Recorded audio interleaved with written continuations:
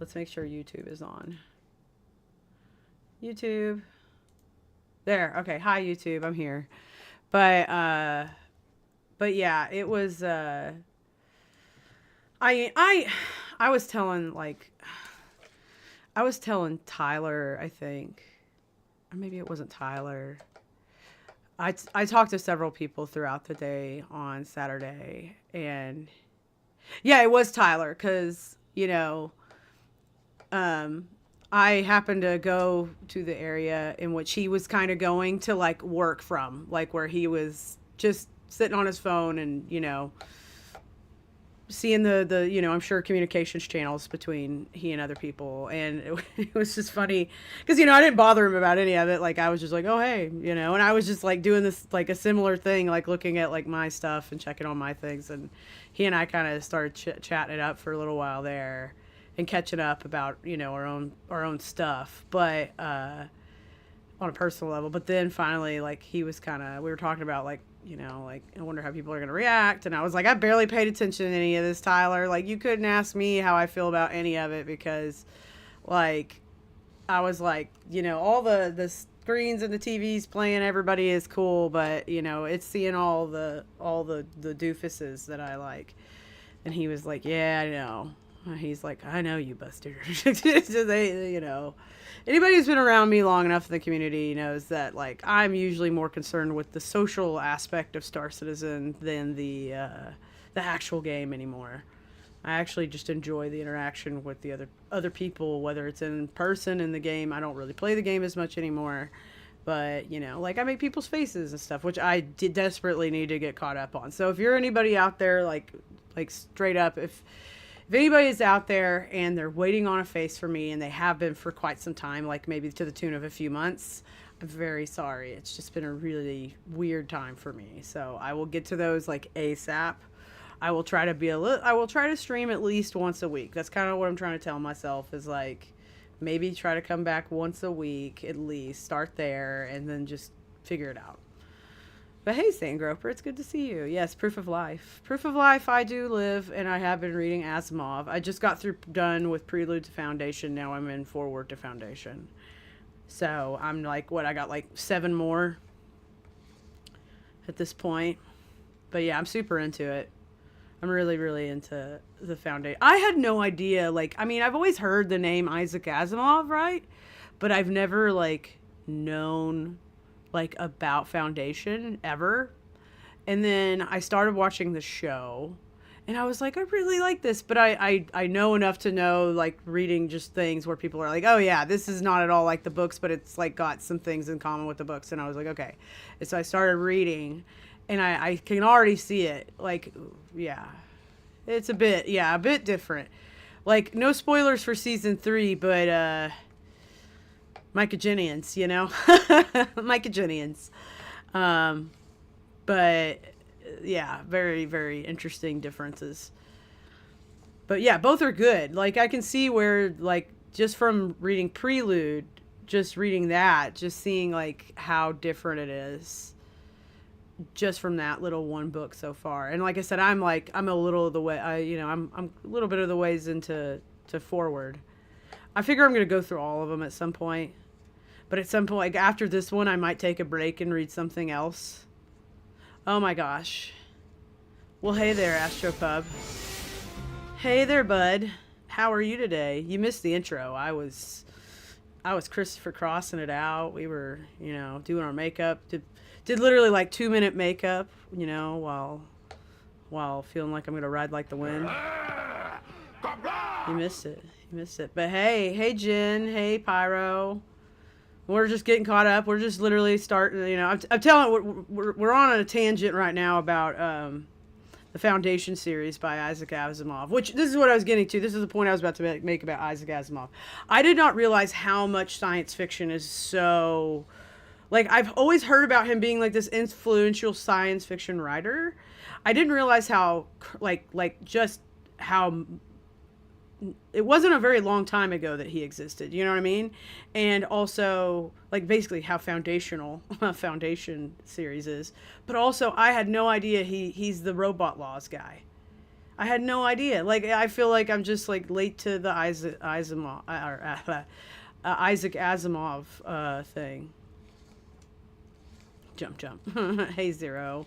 Hey, Attack Cat. Thanks. Welcome in, everybody. But anyway, if you're a book nerd, I just got through Prelude to Foundation. Now I'm in Forward to Foundation.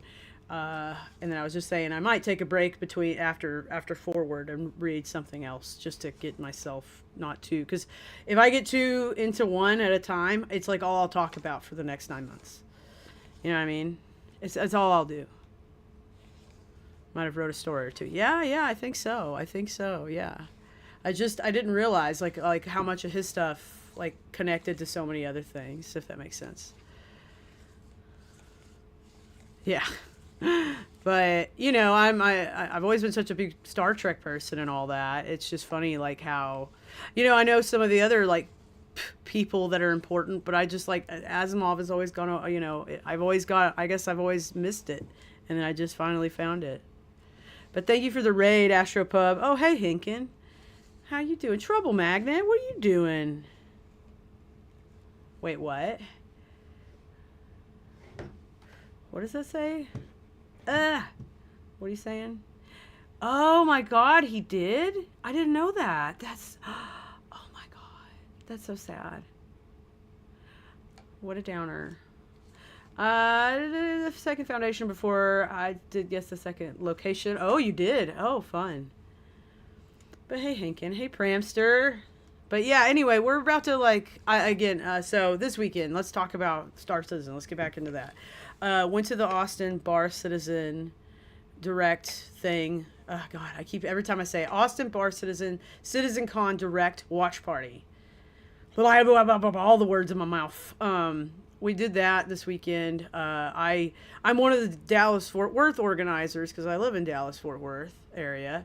And so when I went to the Austin one, I kind of like, I was aware of like some of the things coming around because I was in the communications channels.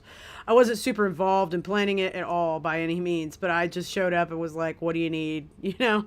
So I went ahead and took care of everybody, you know, wristbanded people. And then I was like the bouncer of the theater. But then it was like, okay, the people who are here just are the ones who are going to come in and out of the theater. Like nobody's trying to sneak in, like that didn't pay, because, you know, we have to pay for like the venue and blah, blah, blah. Scott Bartlett. That sounds very familiar. Oh, I'm a huge fan of sci-fi. I read, what's that book by Andy Weir? I know he has several of them. He's got The Martian. I haven't gotten to that yet. The one that's about to be a movie, Project Hail Mary. I'm really excited for that movie, by the way. If you've read the book and you've seen the trailer, you might like it. I bet you're as excited as I am because that looks like it's going to be pretty like stellar. But hey, Kiko Bear, welcome. But welcome in, everybody. Thank you for being here. Thanks for the raid again, Astropub. If you don't know me, my name's Buster Destroyer. I like to say I am occasionally a streamer here on Twitch. I haven't been as active as I once was. Thank you for the follow. And by the way, Death Star Luna, thank you for the follow a few minutes ago. I meant to say that earlier. But yeah, I've been out of the game for a while because life and work, you know, just mostly work and life than anything. But I've had I'm a bartender, so my schedule can be very wishy-washy. You know, it's like one week I have like 2 days off. The next week I have no days off because somebody quit, you know, or somebody got sick or something. Like one of us is out. It ruins everything at my job. It's just terrible. So yeah. And sometimes I'm the one that's out, like on Saturday. But they told me it was a slow day anyway, so no money lost, you know what I mean? Yeah, I've been a little on a hiatus, not on purpose, just because, again, my life has just been so busy lately. But anyway, have fun this weekend. I have not really gotten to experience a lot of the Citcon Direct stuff because of the fact that I was working, and also I'm way more sociable than I can sit down and watch a video that I know I need to just do by, like, in this situation. where I'm sitting and I have control of the volume. But yeah, so we'll be watching. We might get that started. I don't think I'll get through all of it tonight because I at some point during my break, I need to go start a load of laundry. I need to wash all my work pants. Fucking work pants. I had all day to wash them. Why didn't I fucking wash them? What was wrong with me? I hate when I have that, when I do that with laundry. I'm like, I mean, I have other pants I could wear to work tomorrow. They're just thicker and it's hot outside, you know, still. It's still hot outside. So anyway, but yeah, we went to the Citcon Direct. So I was registering people. Well, I wasn't registering them. I was more of, I was doing the wristbands for everybody. And I was, at one point, I was a bouncer for the theater. But like I said earlier, like after a certain point, I just kind of would walk away because other people were there that were, you know, and I was also like, everybody that's here is here. Like, we're good. We don't, it's hot. We don't need people to be constantly babysat at all times. They're grown folk for the most part. And then I would hang out more in the social area and like just, there were these two dudes I made friends with. I was saying this earlier. And they were just like the most redneck Star Citizen guys I've ever met.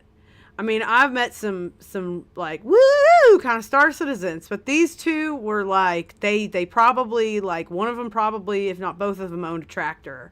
Like, they were so funny. They were so, like, they were so fam, you know what I mean? Like, I just loved them right away. And we just, anytime I needed something, like, I'd be like, hey, like, I'm going to walk away, like, watch my drink. I 100% trusted those two.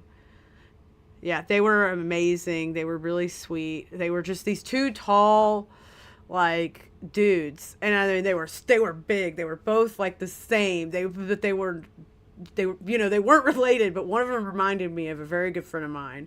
And the other one, like, oh my God, I didn't even get their names. I feel awful. I think one of them was Matt.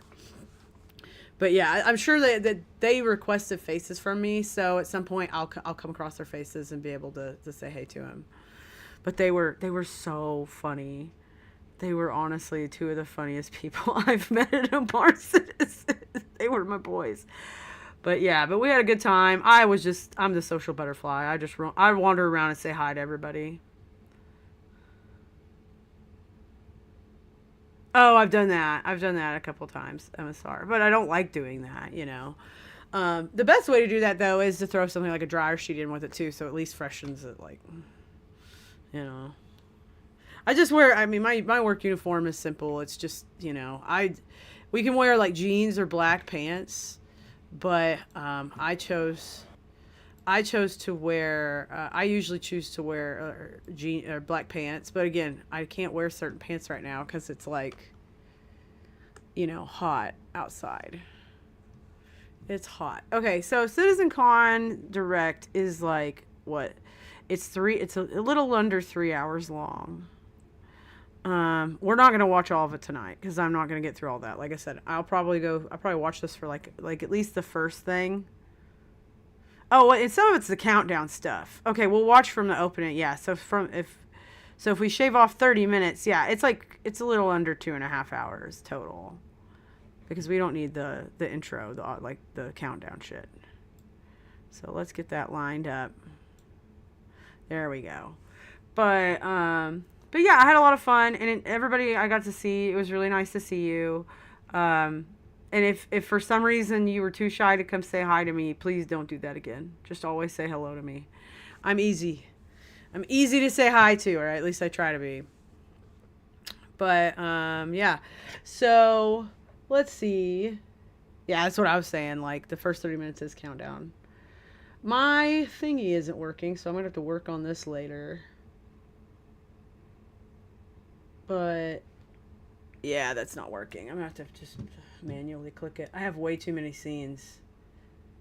Here we go. Aha, look at that. Let's see. There we go. We can do that, right? That works. But also let me get my chats fixed up so I can actually see. Here, let's make me a little bigger. I feel like I'm too small. You know? Also, why the fuck is my taskbar there? It gets me so mad every time. But yeah, let's put me down here maybe. I don't know. We'll see where I work as we watch the videos. Maybe put me right next to chat. How about that? Let's put me right next to you, chat. Oh, it's so nice to see y'all. Say more words. Busted. No, shut up, Q-Pan. Q-Pan! Q-Pan, bad. Bad Q-Pan. Bad. Was I looking the right way? Yeah, bad. This chat from Q-Pan, this is bad.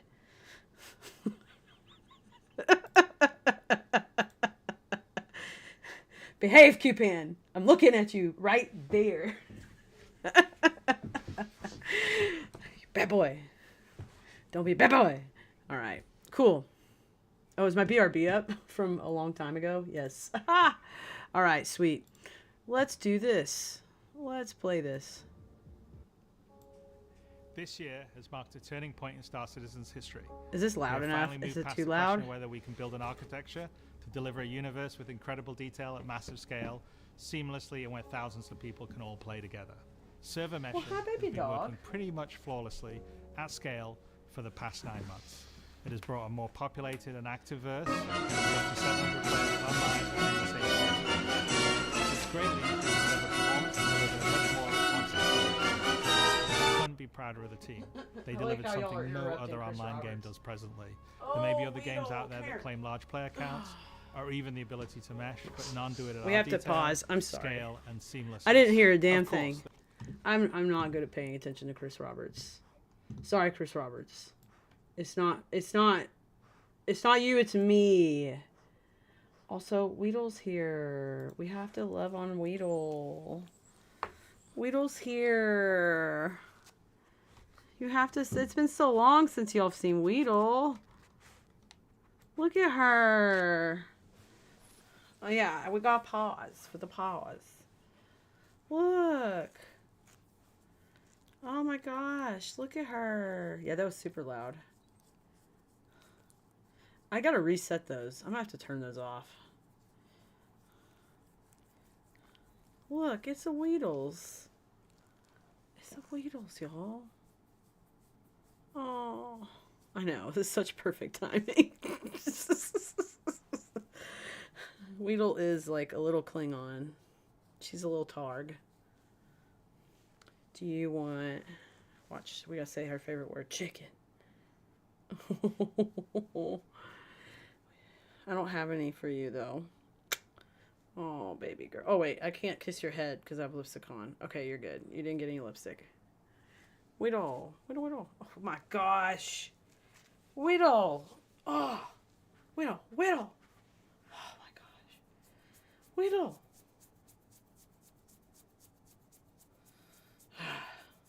Okay. Are you properly loved upon? What are you doing? Why are you wiggling everywhere? Why are we wiggling so much? Why are we wiggling so much? Okay, you want to go back on the bed? How about that? Here, baby girl. Here you go. Whoop. There you go. Here. Look. Look. I'll do something for you. Here. You can have this pillow. You can have this pillow. Wiggle. This can be yours. And you can have the hot dog. Don't you do things to that. That is my hot dog. That is not your hot dog. Don't you do what I don't you do it because you know you're bad. Yoda, Matt, like your Yoda plushie is very like he is an inanimate object, Weedle. Ugh. But anyway, okay, let's do this again. Let's try this again. Oh, such a cute dog. Okay, so let's start over. Sorry, Chris Roberts. I apologize, but Weedle is trying to get my attention all the time.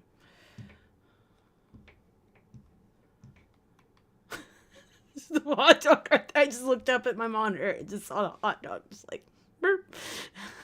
Okay, let's go back. Okay, Weedle, I love you, but you have to go in there now. Okay, cool. This year has marked a turning point in Star Citizen's history. Okay. We have finally moved past the question of whether we can build an architecture to deliver a universe with incredible detail at massive scale, seamlessly, and where thousands of people can all play together. Server meshing has been working pretty much flawlessly at scale for the past 9 months. It has brought a more populated and active verse, with up to 700 players online and in the same space. Really? 700? It's greatly increased server performance and delivered a much more responsive player experience.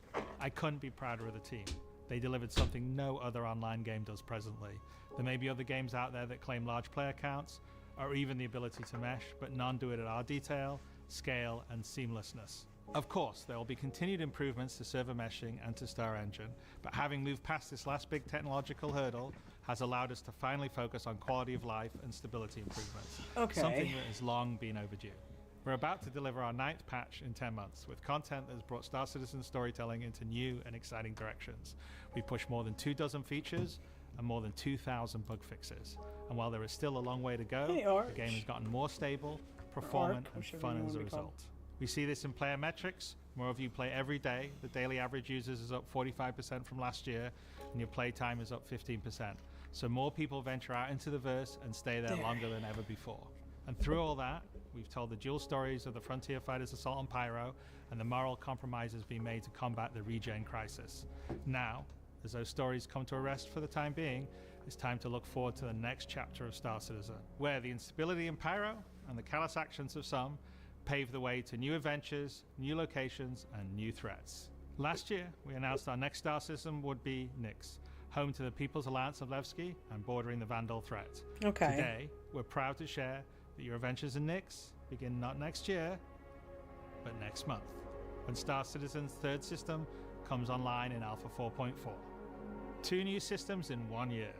That's only possible because of the tireless work of our development teams, server meshing accelerating what's possible, the support teams behind the scenes, and most importantly, all of you. Now, I do miss that we're not all together under one roof this year, but in many ways, we're more connected than ever.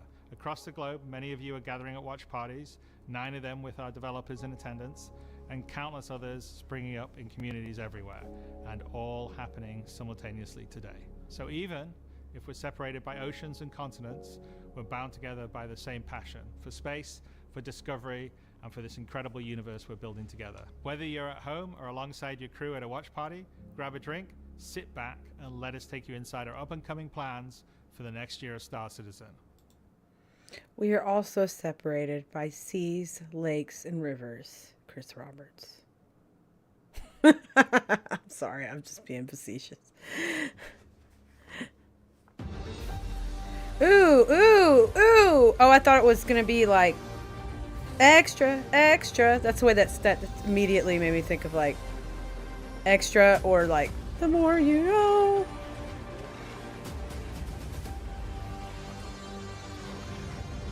They can do all this, but I can't have a dress.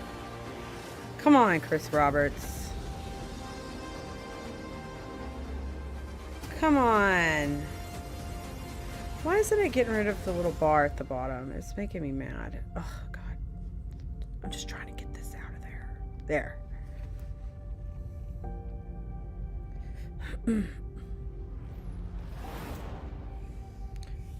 Welcome to Nyx. Okay.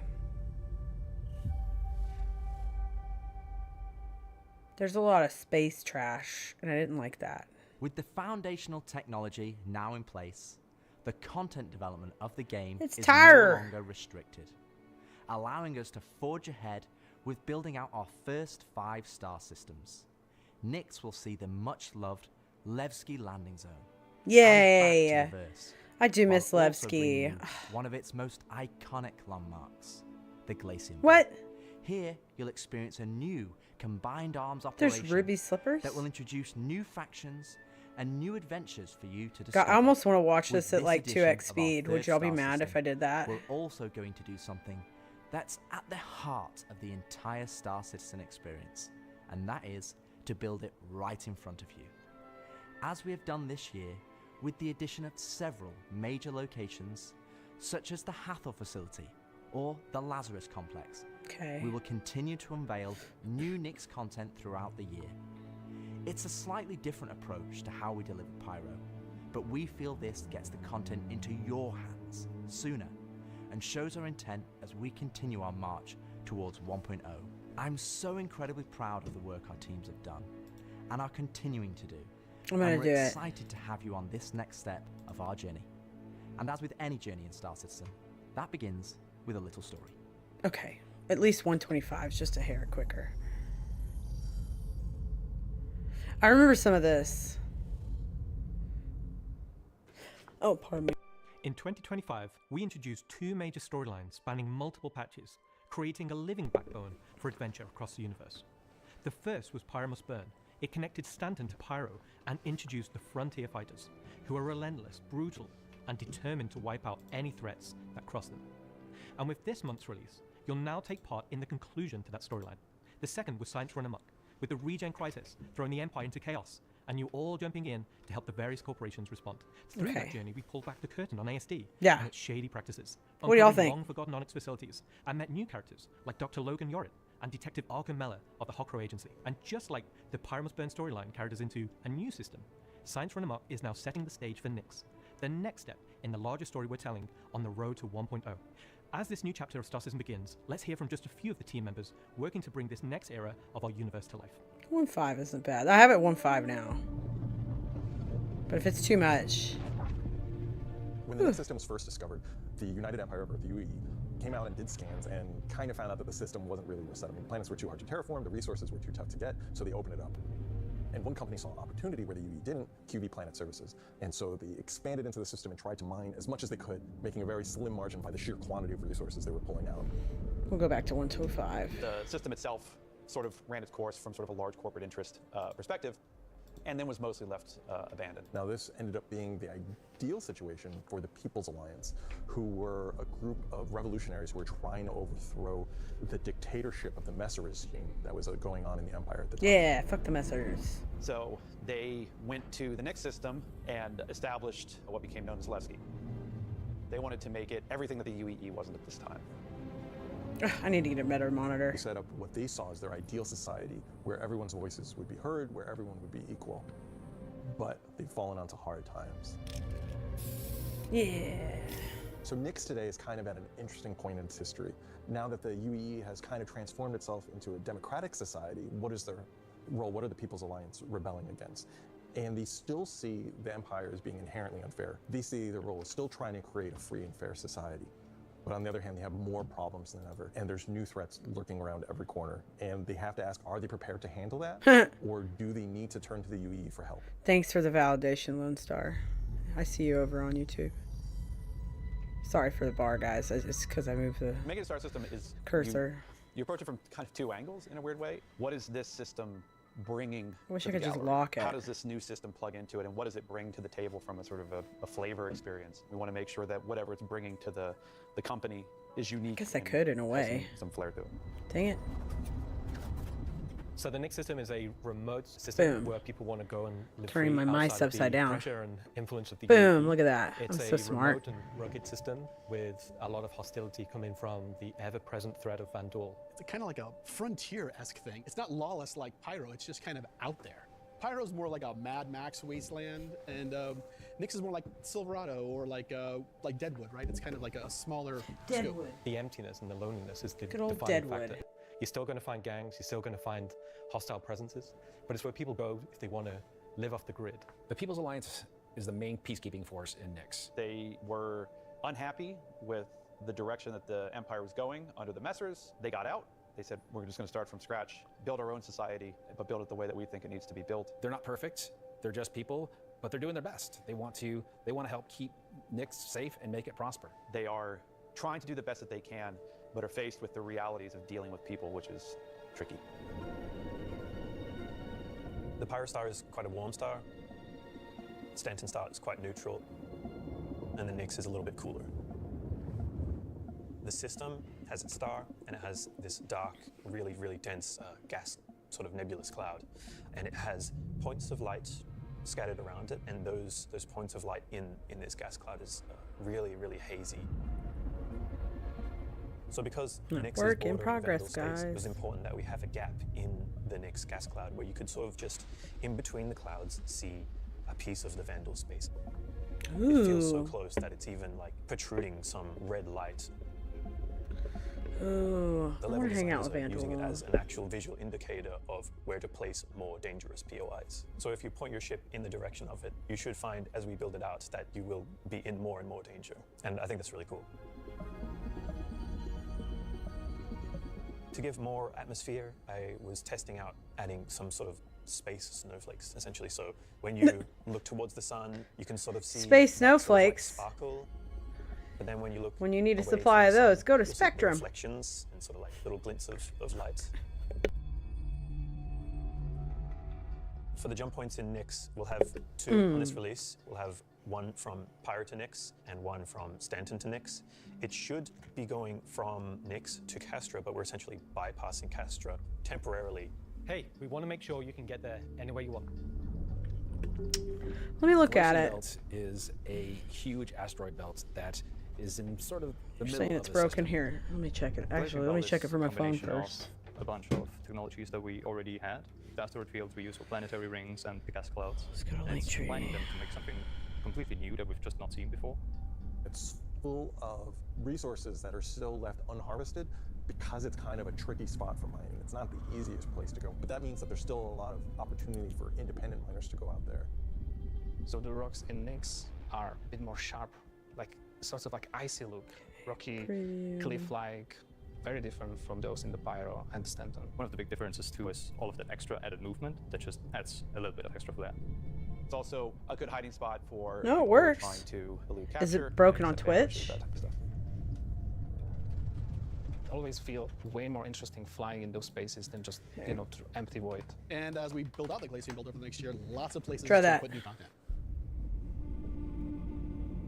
Delmar is a very large asteroid in the Glacier Belt that QV Delmar built a mining base on that got taken over by the People's Alliance and renamed Levski. This fucking mic. I always hate how much it. Levski is our first and biggest social outpost for Nyx. It's kind of like the place where you stop before you do your panning. So it's kind of a San Francisco before you go out to the gold rush. It's going to be the central hub for trade and hauling and all of the commerce within Nyx and also from Nyx to other systems. But it does have a CD underlayer to it. Over the years, you're sort of improving the generation method of those asteroids. Yeah, maybe. to I don't know why it culminate wouldn't be towards working for this you. specific point to make large, explorable You're welcome. location. When you fly towards the Levski, you see this huge gas ring around it. It's scattered small, mid-sized pieces of the asteroids. Well, Levski is immediately apparently unique by the fact that it's a facility clamped onto the side of an asteroid. The breathtaking views of looking into the belt instantly gives it a unique charm and flavor. As you approach, you'll initially see a very dramatic borehole that goes all the way through the asteroid. You'll also see gotcha. growing out Yeah. from there and alongside Levski. Makes sense. There will be landing pads along what I'd call the spine. Lots of Well, let me know industrial if it doesn't pipes work for and you. We'll transport figure something else systems to out. bring out the refined mining Like I'll just have you materials send me when it was pics or a mining something station. on Discord or wherever. Before we were using an actual planet, so we had all of the space available to place all of these structures. But now it kind of meant that we had to create an asteroid which has the appropriate size to. Oh my If we god. took the whole shot of the asteroid, you will see that. So you there's go an through area the to fly asteroid? into. Can we go through the whole We thing? bring in whole sleeve So this is exterior cargo elevators. So as a team, you will be able to so load good. and unload cargo. There's a lot more movement on the exterior, such as the cargo trains going around tracks. It's now going to be fully EVA-able. There will be walkways around the main landing zone to walk on using gravity plates, but you can drift off and kind of go wherever you want. They can explore fully the whole place, which is great. Unlike the majority of anarchists living in Pyro, there are people here in Nyx that care. It's not a downtrodden or derelict, dilapidated location. It has a sense of order. But only where the People's Alliance has people living. We've had Levski before, and we've updated it quite substantially to be more in line with the That newer tree better features that still have be been there put that in I since, like. but also visually, and there's been a lot of quality of life fixes that we've wanted to add and bring up to like a good standard for a landing zone. Gracing the main lobby of Levski is a large statue of Anthony Tanaka, who was a child worker. And was being worked to death, all of them were. And Anthony Tanaka just had a break and just said no, and stood up against the foremen, the supervisors, the managers, the guards, and was killed for it. And so he became a sort of a figurehead and kind of was one of the linchpin moments in seeing the fall of the Messer regime. Okay. All right. So if you take the elevator up to the top deck, you'll see the top view and the cargo area as well. So you can go through the cargo shop. You've got your normal kind of cargo needs. Coffee. You'll have ability to trade and buy your tractor beam and other gear that you need. So if you were to die in the Nix system, then one of the places you might come out from is the hospital in Levski, which is called the Mercy Hospital. So Mercy Hospital is just basically, it's a local med station for all the residents of Levski. Anybody traveling through the system, going to try to provide as good medical help for people as they can. When you arrive at the HAB's location, you'll be presented with a lobby, elevator bank. Thank you for the follow, Percival. The HAB room. Welcome. So within that room will be pods. And that's where the original miners would have lived. They're not the nicest, and they're a bit messy, but they're a home for people in Levski. If you head down to the lower view deck, you'll go through into the Grand Barter, which is your main social and commercial area of Levski. This is where you will see market sellers selling their wares. There will be stalls. There will be kind of more embedded shops. And that includes things like Corderies, which is your armor shop, and also conscientious objects for weapons. There's also Why would they have Cafe chains? Museum, which is where you can go down into some of the more rocky depths and grab yourself a drink, and you never know who you meet down there. If you explore a bit more around the Grand Barter, there's other routes around and little side passages. There's another shop that's away from that area called Teachers. Teach's Ship Shop is basically where you would go if you were looking to pick up a used ship, buy some ship parts, fix up your old ship, find some new stuff, sell some scrap. We've closed up Dumpers Depot for Levski, and everything that used to be sold there will now be sold at Teachers. Another new area, as well as the cargo shop that we've added, is a refinery deck for Levski. That's where you can take your processed goods, not just from Levski, but from the rest of the Nix system, and refine and sell those goods there. As a lot of the content in the next coming releases for Nix is going to be mining related. So it's super important that Levski is a really nice hub for mining type of gameplay. So we're really happy to bring Levski back into the game. It's been love for that. quite a few years now. I think it really provided Those- a unique those environment arms. of it's They look run fantastic. down, but the people who live there love it and are working their hardest to make it a great place to live. This is a location that has a lot of nostalgia for you guys, and we don't want this just to be a re-release. We do want you to go, wow. It's not going to be as complete as Pyro was when it first came out, but it's going to be our first iteration, and you're going to be able to see it grow as we work on it. Like with everything, we're always learning and improving and finding new ways. I mean, is there anything more Star Citizen than just building the system while the players watch us build it around them? It's going to add a nice dynamic to Stanton and be a much more calming of style system than Pyro. The people that would have played it before are going to love to see this come back, and the people that haven't seen it before, it's going to be a great new location. This is the first time that I'm going to be able to touch stuff and kind of bring my own content to the game, and that's really exciting to me. Levski coming back into the game is a huge milestone personally for me. So I worked on the original quite some time ago, so seeing it come back and updated Good old and improved Ian. and better is fantastic. You know who Ian Leyland reminds me of? Phil Collins. He always reminds me of Phil Collins. I don't know why. There's just something about him that reminds me of Phil Collins. Hey, So we Super talked Chair about Destroyer. Levski, we talked about the Glazing Belt, but you're probably asking yourself, what's the new gameplay Like- activity we're going to be doing? So let's find out. Like, Ian just looks like he's just going to be like, hot sun beating down. Remember that song? How's that song even go? Hot sun beating down. I don't remember that word or what the next part was. I'm sorry. I can't help it now. I have to look it up. I have to because it's going to be stuck in my head. What's the name of that song? It's a Genesis song. Genesis.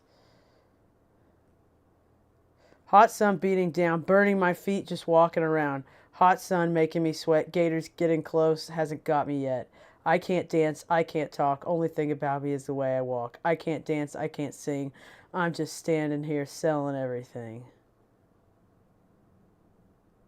Ha! Sorry, I'm just reading these lyrics. I'm like, oh yeah, I remember this. Blue jeans sitting on the bench. Her dog's talking to me, but she's out of reach. Mm-hmm. She's got a body under that shirt, but all she wants to do is rub my face in the dirt. Sorry, I haven't thought about that song in a minute. Anyway, he always makes me think of Phil Collins. Welcome to Nix Not him. is your Ian. first experience in a new space station in a new solar system. It's a mystery to be solved. Right, There's exactly. Things for the player to explore and look into. There's going to be some twists and turns, of course, some combat, and if you're lucky enough to survive, maybe some good rewards. This is basically a continuation of kind of our ASD storyline. So in the Aside, I was talking to somebody the other day, and they had informed me how much they hate Phil Collins, and they don't like Genesis with Phil Collins in general either.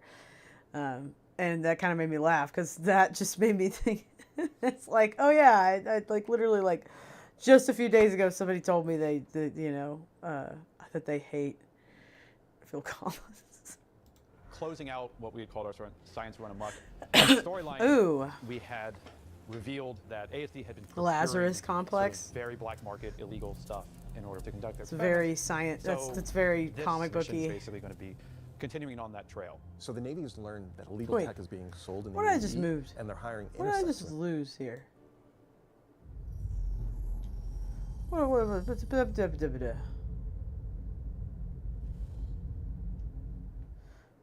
So we've talked about Leslie, we've talked about the Glazing Belt, but you're probably asking yourself, what's the new gameplay activity we're going to be doing?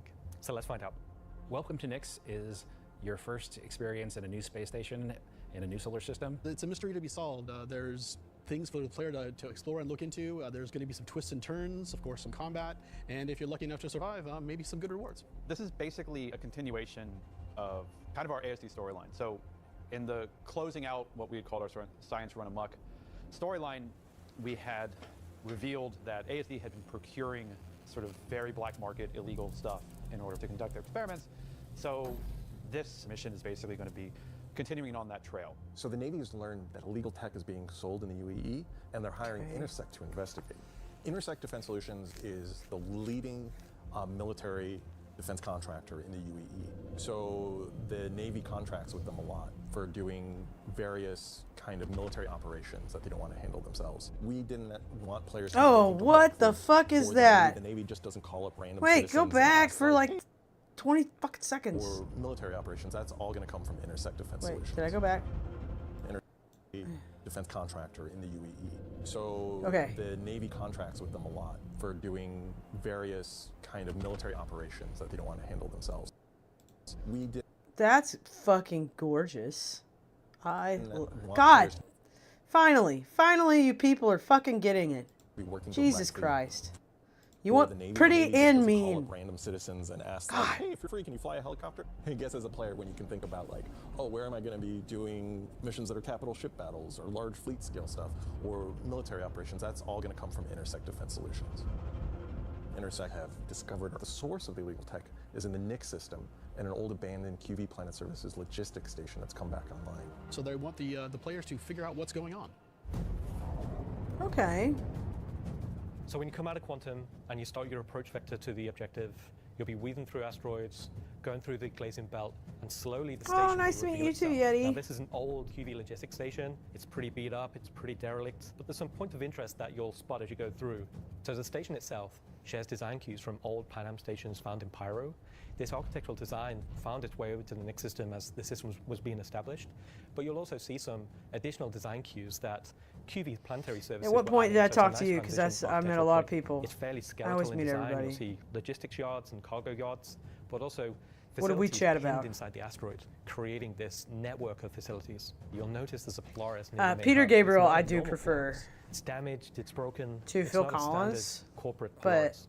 So at this point, you should you be know. asking yourself, who does this belong to? They're both great. Away from the Polaris, you'll see struts leading to asteroid bases. Now, these asteroid bases are locked, so you don't know exactly what's inside just yet. But all of this comes together Oh, right to form on. a playground for the mission to take Yeti. place. Yes, So not only Yeti. is the Okay. facility There you go. under I just went to a bar but it's citizen also this weekend. under That's why I was attack like, from a surprising. as soon as you said but Syracuse, I'm like, familiar oh, foe. Yeti. Yeah, it's you, Yeti. Hey, Yeti. It's good to see you. How you doing? I was talking about my run of bar citizens that I did for a while there. And I just went to the one in Austin for the watch party this weekend. I didn't actually get to watch any of this because I was working the event more than I was, and chit-chatting more than I was paying attention to any videos. Oh my god, is that a fucking... Wait, shut the first fuck time up. for the PU, the Vandal. Shut the fuck up. Shut the Nice fuck transition up. Architectural point. It's fairly skeletal in design. You'll see logistic well, yards, shut the and fuck cargo up. yards, I mean, but also keep talking, facilities please, thank pinned you. inside the asteroid, creating this network of facilities. You'll notice there's a Polaris near the main hub. It's not a normal Polaris. It's damaged. Every it's time he broken. says It's Polaris, not a I think he's standard saying corporate pleurisy. Polaris. So at this point, you should be asking yourself, who does this belong to? Away from the Polaris, you'll see struts leading Polaris. to asteroid bases. And these asteroid bases are locked, so you don't know exactly way they what's say that inside just word. yet. But all of this comes together Yeah, to I form saw a DJ playground too. for the mission to take I place. pics with So DJ. not only is this facility It's funny, unabandoned, everybody else snaps but it's photos. I've also never under think to attack snap photos from a myself surprising anymore. but familiar foe. Okay.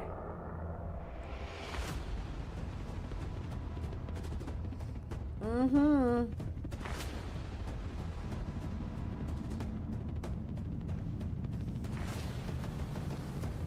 Oh my god, that fucking glaive.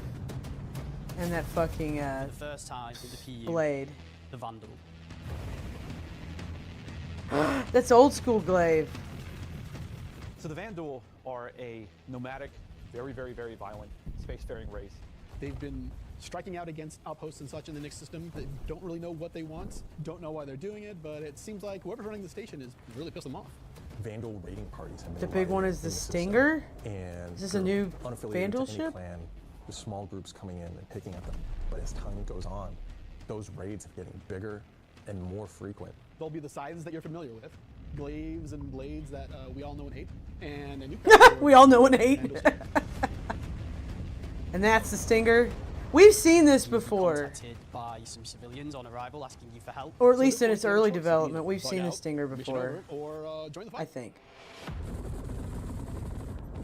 This will be the first time since the PU launched that you'll be able to fight against Vandal. There was like this fight alien, will there was be like this intense. update like Player in should be able 2019. to deal with them, but, or something, they'll or have to maybe- be prepared and they'll have to come Maybe back it was in to fight off 2020. this initial It was wave. like Christmas. They basically made a video with like a bunch of the alien ships and what they like kind of the updates to them were looking like, and even like some sort of like hints to some possible future things that I don't think have come out yet. But I feel like the Stinger is like a big like Vandal carrier, right? And that won't be the end of it. I could be wrong, After but you fight off the Vandal ships, the mysterious Or is it inhabitants a of the fighting station ship? invite you to come on board. Which Intersect sort of will encourage you to do because it'll help further their investigation against what's happening here, why these QV stations have come back online. You dock your ship, you board the station, and it turns out Oh, it's the a heavy inhabitants here fighter, have a real okay. surprise for you. thank you, audio people. But there was like a big mothery Ambushed. shit, These mothership guys kind are of not your Vandal ship. friends. Of course, it's not going to be easy In an old because the video. people that are inhabiting the station are going to fight you every step of the way. The fight will be challenging, but this definitely will be the warm-up phase of this mission. This will be the players getting a sense of what exactly is going on here, who these new Are those people guns are. gonna finally They'll be in cool? Unfamiliar armor. They will be 'Cause I like wielding lightning. unfamiliar weapons, and we want you to get a sense that That you was are the in Golden a new Blossom place, pack. in I a don't new normally buy territory, armor, but it was an fighting a instant new buy for me. faction. Yeah, I gotta get that. I So after you haven't been. survive this initial I'm a ambush, subscriber. I you haven't get looked back at in my touch with shit in Intersect, forever. And obviously the question is, who are these people? Why are they attacking? Why are the Vandal attacking them? At this point, there's more going on here than anyone thought. The directive from Intersect is to explore the station and collect as much information as you possibly can. Along the way, you're going to get to explore some new areas. It's not just the space station. There's the disabled capital ship. There's asteroid bases nearby with obvious installations there, other forces that Yeah, the the King Vandal have ship. been attacking. There's a debris field. Explore the locations in any order you want and try to find out who these people are and why the Vandal are after them. You'll find new clues. You'll find ways to solve the puzzle of what's going on at the space station and find out what kind of loot they have for you now that you've beat them. And of course, this is a legally open station, so anything you find is yours to keep and sell, maybe even give to Wicklow. This isn't just a one-time event, this is a permanent sort of mission that we're going to be adding to the game. You can go back and repeat this mission and find ways to do it even better, even faster. There'll be a different story and different flavor. Obviously, we can't have the same thing happen every time. There'll be other missions that Intersect will offer to you based on the evidence that you found. Now you know the real story, and you can start digging and giving more information to Intersect along the way. Okay.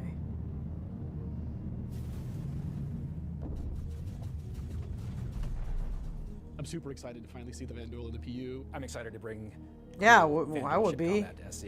Players in the PU will now get to face down these awesome ships. I made this and freaking get a game, I'd be like, taste finally. of, like we already have it in Arena Commander, where you get to fight the Vandal Swarm and being able to. Yeah, do but it's that not in the PU is same. gonna be, I think, a heck of a lot of fun. It's not the same as fighting them So in the this PU. marks a great milestone for us for not only pushing hard and adding great content this year, we're also being able to introduce the next star system and introducing the next landscape to tell new stories and add new gameplay beats into the ever-expanding universe. So we'll leave something for there. If you're at one of the watch parties, please raise a toast to the great work that all the teams have been doing this year. And I'll be right back in just a few minutes to look ahead at some of the things coming in 2026. Hello, everyone, and welcome to the Voyager Bar in beautiful scenic Orizon, where the staff of Cloud Imperium Games Manchester is gathered for their very own Citcon Direct watch party. As the dozens of such events happening at locations around the world, we've gathered today to watch this sneak peek. I bet it was like, hey, everybody go sit down. Star Citizen has in store for everyone. So we have it for the shot, That was really guys. good, everybody. I'm Jared Huckabee, your host for the festivities and for the show.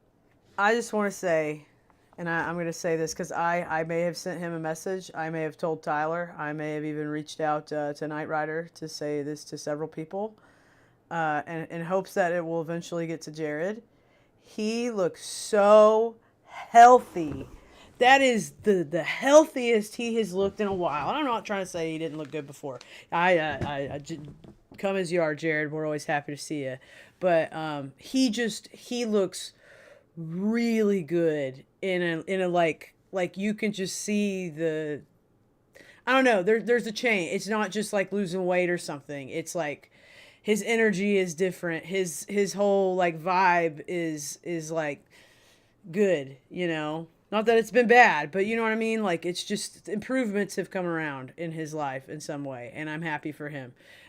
You know, I know what that's like, and yeah.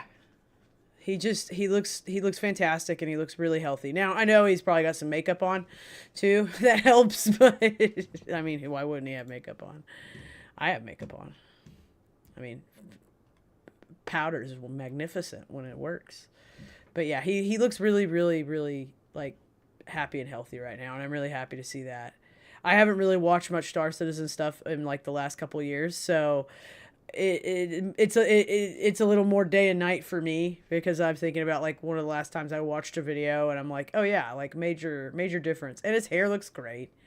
Somebody took care of his hair. His hair looks really good. I mean, I'm sure he got a cut and everything, but he looks sharp. He looks really sharp, and that's like outside of my Jared bias. That's me saying, wow, like really, really healthy and happy looking right now. Today, and let me tell you, it's not a joke, it's not a gag. Next week, we're hitting our 9th patch in 10 months, and then in November, we're going to finish out the year strong with the long-awaited arrival of the Nix system. And in case you missed it because you were chatting with friends, hi.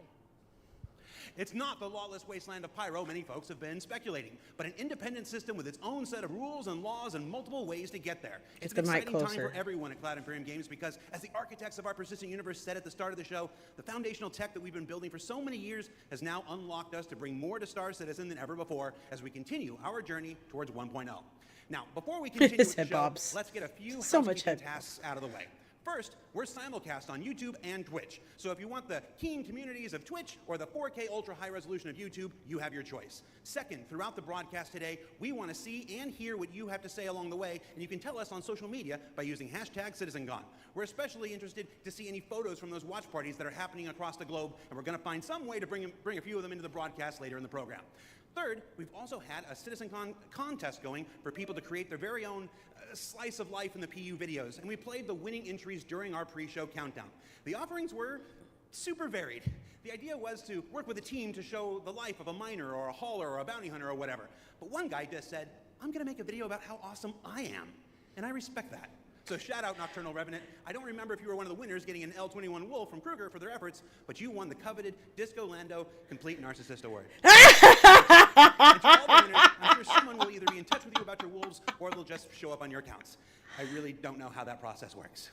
Probably would have been good to find out before the show, huh? He's so afraid. Either way, if you missed the pre-show, he's so afraid. You can check the replay after we're done here. Yeah. He looks so good, and he's on I it. just realized that my bosses, Chris and Sandy, are sitting in a movie theater watch party in Switzerland right now. A completely captive audience. So real behind the scenes here. This is especially torturous for Chris right now because he's super excited about the next segment we've got coming up. Aren't you, Chris? And you're just sat there right now, forced to watch and listen to anything I say. Do either of you regret that decision so long ago? All right, so I've probably pushed my luck enough. Let's get to the next thing. When Nix arrives next month, it'll have Levski, the Glacian Belt, and the new Welcome operation we just discussed. Good for him. Throughout 2026, we'll also continue to build the Star System out with new features and new technologies that will not only set Nix apart and give it a unique identity from its sibling star systems, but continue to set Star Citizen apart from other video games altogether. Now, at this point, if you're running one of the watch parties, you're going to want to crank your speakers up for some brand new music from the Maestro Pedro himself, and let's take a look at some of what the next year has to offer for the Nix system. He just bobs his head so much sometimes. I love it.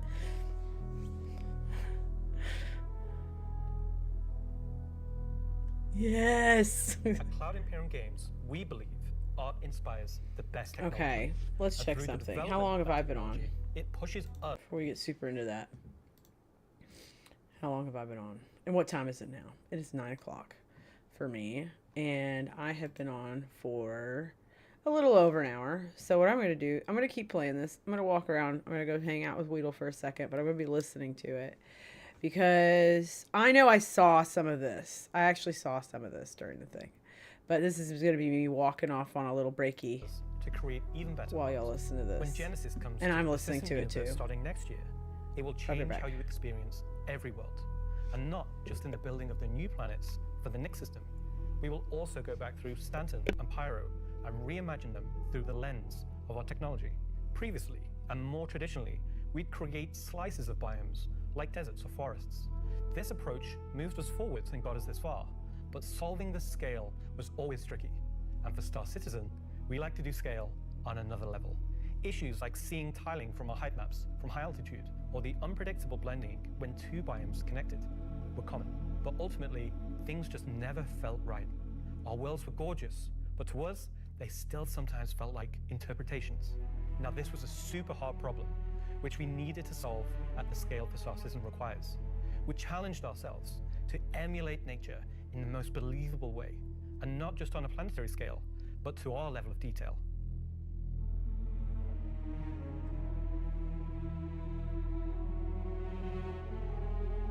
With Genesis, we've made a complete paradigm shift to how we do things. Biomes are now created based on the physical data sets, with the assets being spawned whenever and wherever the correct criteria is found. So when you see a forest or a meadow, it's no longer because an artist painstakingly crafted it there. It's now because it simply wants to be there. It fits inside our rules.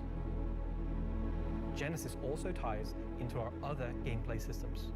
Our new planets are built from the information we create for our different datasets, like height maps, humidity, temperature, soil type, soil amounts, geology erosion data, to name but a few. This means you can now tell where to find valuable minerals as the geology looks like it would be suitable for it. Where scree piles exist below sheer cliff faces, and where rocks have broken off over time due to erosion. Of course, these new tools still give us the ability to direct the look and feel we want. The attention to detail from the tallest mountain to the smallest flower is still our core DNA. With Genesis, we can now keep that detail-orientated mindset as we focus on the quality, and it provides the quantity.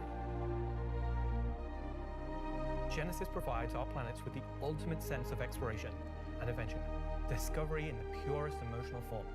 We want you to find that perfect place, with the planets providing an abundant resource to harvest. This is a major part of what exploration is for us. We want that feeling of finding a corner of the universe that you'll fall in love with, and where you want to settle down and build your home. Now I'm going to hand you over to Will to go deeper into what we have built that allows Genesis to realize our vision. As a reminder, some of the visuals you'll see will evolve and change as we continue our technological development and hone in on the final look for Nix. Thanks, Ian. So, in case it's not already clear, Genesis is our name for a group of technologies that are improving our ability to build worlds, refining those that we've already created, and ultimately expanding our persistent universe to the scale and quality that we all expect. I work on Planet Tech, so let's talk about how that's continued to evolve since our presentation last year. And instead of just highlighting some really cool biomes that we can create, let's go ahead and show how all this work applies to the upcoming planets of Nyx. So there are 3 planets in Nyx.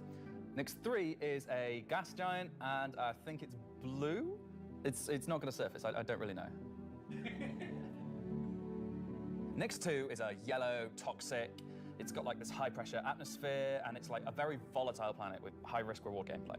It's going to have some really interesting biomes for you to discover, but for now, just know it's going to be dangerous, because today we're going to focus on what we consider to be the hero planet of this system.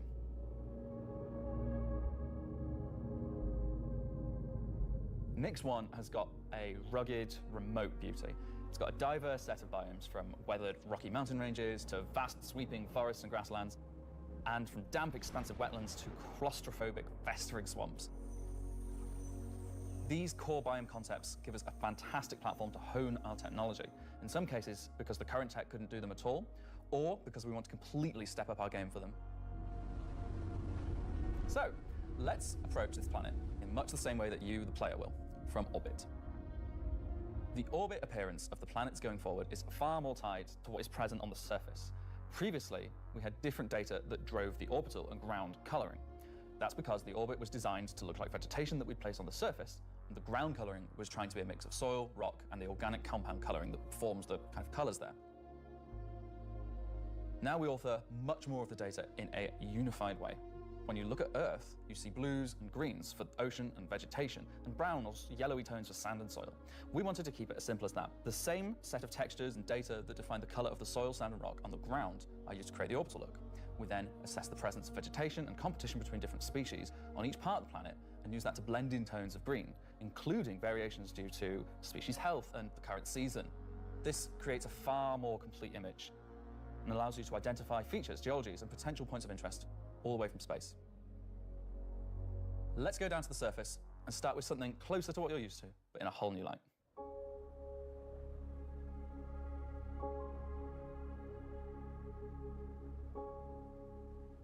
When we approached the surface of the planet, we wanted to start by focusing on just the soil and rock. One of the things that was missing from our terrain previously was simply feature complexity.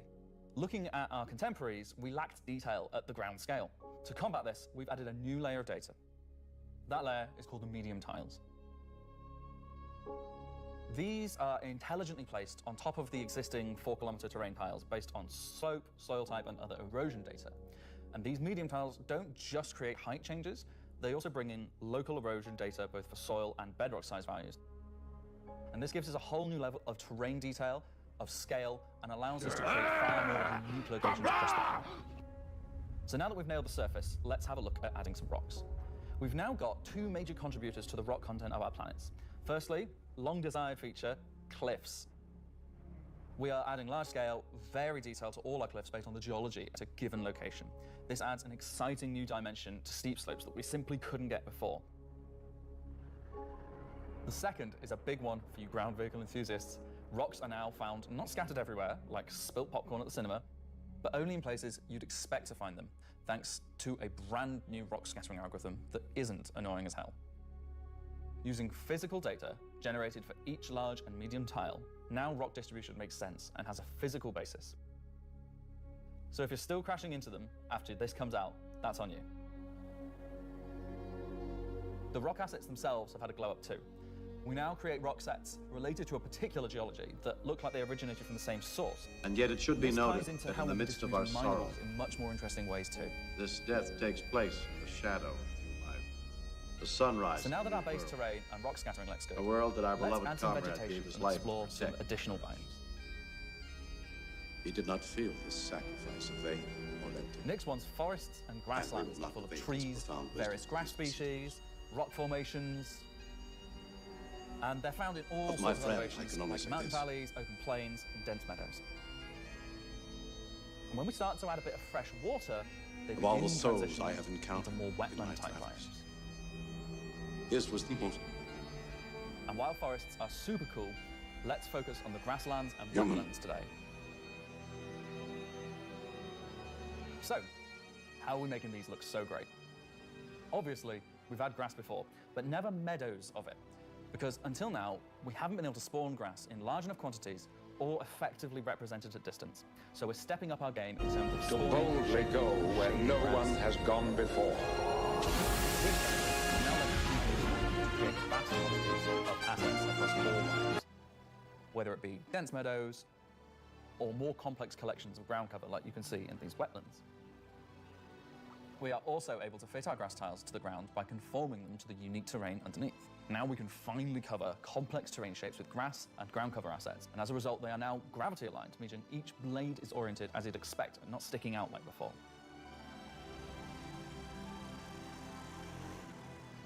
Next, let's take a look at how we light our grass. Now, as in real life, the shading of a grass blade, or indeed a whole field of grass, is lit very differently to like a flat surface. We now use a solution that shades meadows of grass. Okay, I heard that. Or hair. And this, if you Who's been playing Star Trek sounds? Who's been doing it? Oh, Super Chair Destroyer. An audio peak. Y'all are misbehaving. The red alert's really loud. Oh God, we're all gonna die. Or it doesn't work. Ah, I need to look at those again. I need to like adjust those. In fact, I need to find out how I do that because I don't remember the website.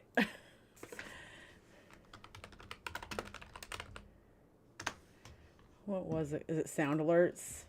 I think so. Maybe.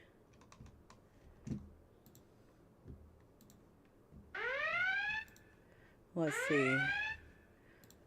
Oh, you kids. There, I found them. Ah. Let's... Y'all are the worst. My alerts. Here we go. Library. Maybe my library? Home? Where are mine? How do I go through mine and make them better? 1 second, chat. My alerts.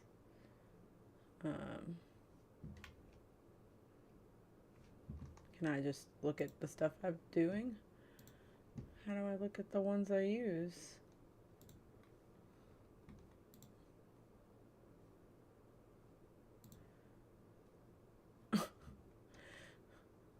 I'm just trying to find them. I'm literally just trying to find my alerts.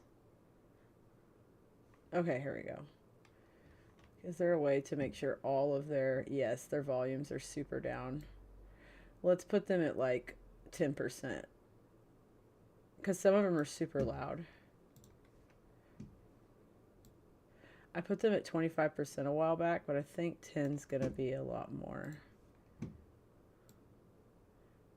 Let me adjust all of them and then somebody test one for me. Because I don't want them super, super distracting loud. Zap Brannigan, I think we'll leave at 25% because that one's really fucking funny. And then I'll tell y'all when I'm done. And I'll see chat in just a second. There we go. Updated, updated, updated. Done.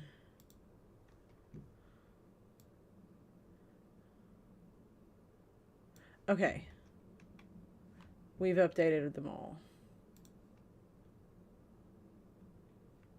All right. Now somebody test one. We're good. Let's see. Okay. And then let's go back to this for a second. And then that, so I can see that. Hydrate's just, yeah. That doesn't have a sound. Okay, but I do have something for us to do really fast. My roommate went and got, like, she went to H Mart today. And she just had one of these. And she's like, you have to take one upstairs and do it on your stream. And it's a lemon. Like, it looks like a little lemon. I don't know how to open it. Oh, it looks like I ripped the sides. So I do this. Oh, here we go. I know. I know. That's much better. But that thank you. That volume's much better. I know, guys. I didn't get it ripped the right way. Well, I guess I'm not good at ripping stuff anymore. You know I got the claws for it. Hey, hey. There we go. Here we go. Here we go. Oh my god, I'm getting mess everywhere. Oh my god, this thing is like rude to me. It's such a pretty box. I hate ripping it up like that. Oy. Sorry. Just trying to... There we go. Here we go. Loosen it. Oh, cool. So... Oh my gosh. There's so many parts and pieces to it. Oh my gosh. It's on a little stick. It looks like, you know, a little lemon. Doesn't smell very lemony.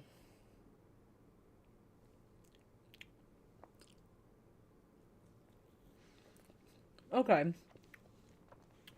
So it's like cream. It's like an outer layer. It's really creamy on the inside. It's not like very strongly lemony. It's very subtle. But it's really good. I have no idea what my thoughts are yet. Hey, info runners, how you doing? Oh!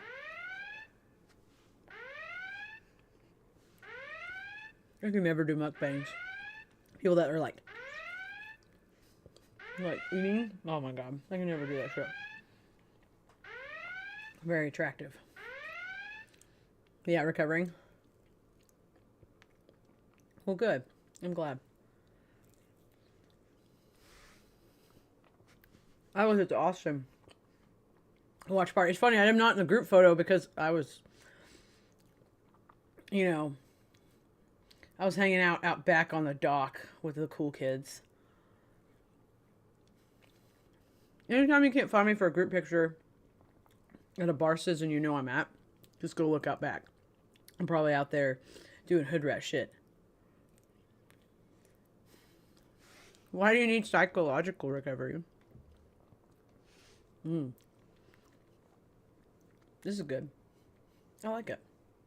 You don't want me to eat it so fast, but I don't want it to melt all over me.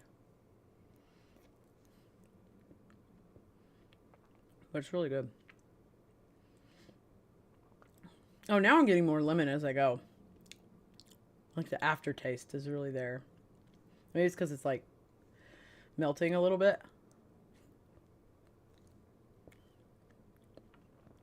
Especially in the outer layer. But yeah. Alright. Enough of that. I'll finish this while we continue watching. Info runners, please enlighten me about your recovery there. And then let me change scenes. I gotta fix my stream deck because it's not. I probably need to update the program. In fact, let's turn on stream deck. Who did that? Oh, thank you, Super Trader Storer.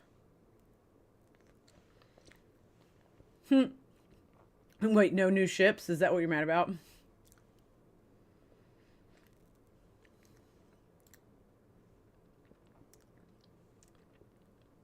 Oh, we missed you, Fire.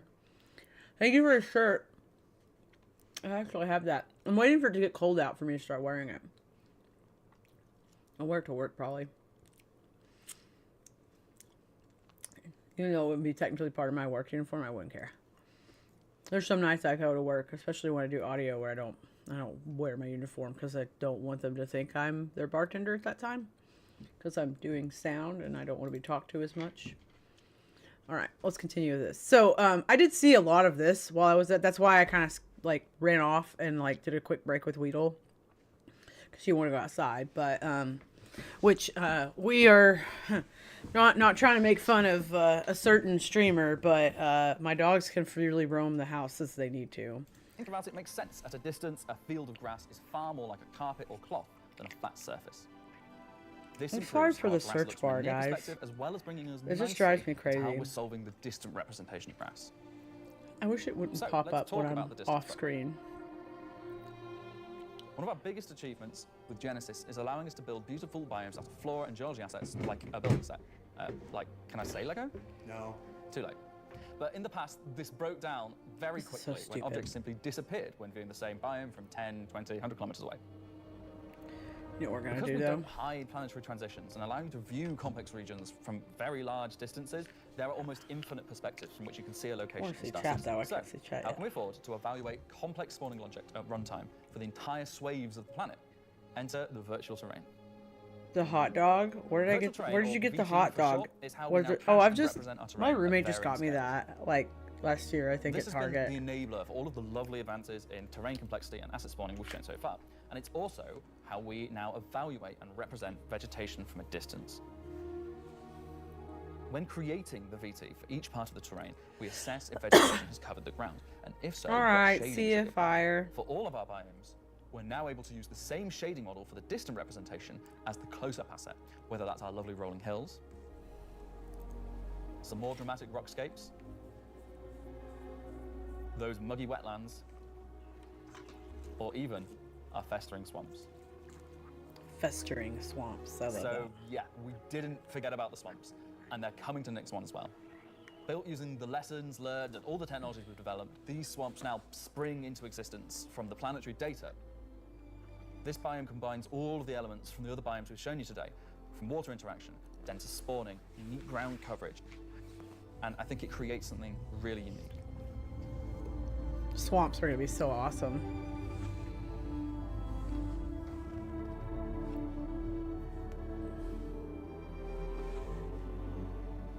Anyway, that's our update on the Planet Tech portion of Genesis and how we're using it Water right now guy. to sculpt the identity of Nix One.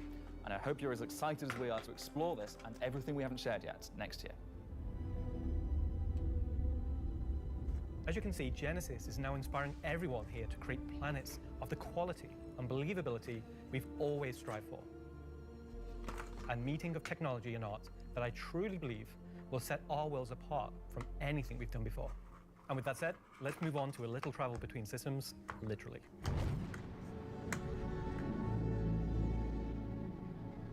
Up until now, our mission system has been specific to the star system you're in, meaning a Stanton mission has to take place in the Stanton system, and a Pyro mission has to take place there. We've never been able to link these together, but with the introduction of our third star system, it's time for this to change. And that begins with the introduction of interstellar cargo. What are you talking about today? System-to-system hauling. Moist Master. Hauling is back. Jordan said hauling was gone. He doesn't even play the game? These are exactly what they say on the tin. Missions where you're going to start in, say, Stanton and end in Nix, taking various volumes of cargo between the stations.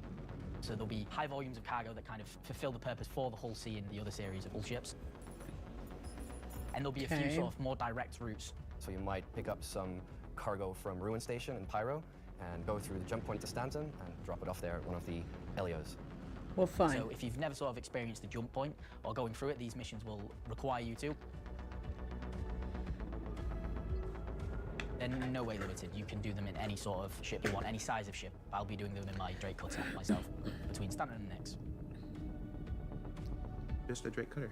I've got a few ships, but the Drake Cutter is really cute, so.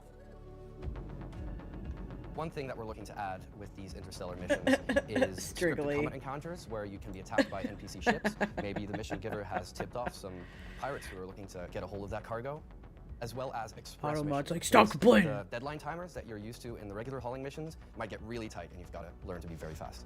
All of the love and care that has gone into hauling missions so far, with the logistical network and making sure they make sense within the themes of the systems, just as much love has gone into the interstellar missions we're making now. At the start of the show, we said we was going to build out the Nix system right in front of you after 4.4 launches next month, and why we want to keep as much of what we're doing behind closed doors so you can discover it for yourself, in-game and on your own. We still are excited to share with you a brief look at one of our up-and-coming locations we're calling Rockcracker.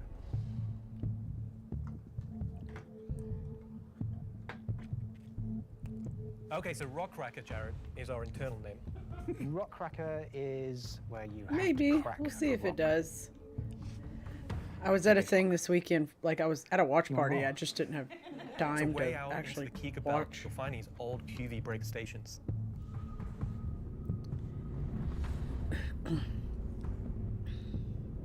These were originally industrial facilities breaking apart large asteroids and mining them down. But but since they've been mothballed and been left abandoned. So you're going to have to find your way inside and thinking about how do we bring this facility back to life. It's not just about flipping the switch. As you bring these stations back to life, you'll be lighting the beacon and calling attention to these long-forgotten places. One of the main features is the laser head, which will require certain things to get working. It's up to you and your friends to find how to get in. There'll be a variety of options. Whether you're discovering the bowels of the station and mining your way through long-forgotten tunnels, or you're going through the main laser entrance. Now, as you're traversing through the facility, you'll find the old engine room. Now, there may be ways to bring the facility back to life, kickstart the engines, and bring power to different parts of the facility. Maybe eventually bringing the laser back online and cracking some rocks. The secondary gameplay loop is FPS combat. You're not there by yourself. There may be squatters and outlaws in these stations trying to stop you from what you want to do. Okay. Rude.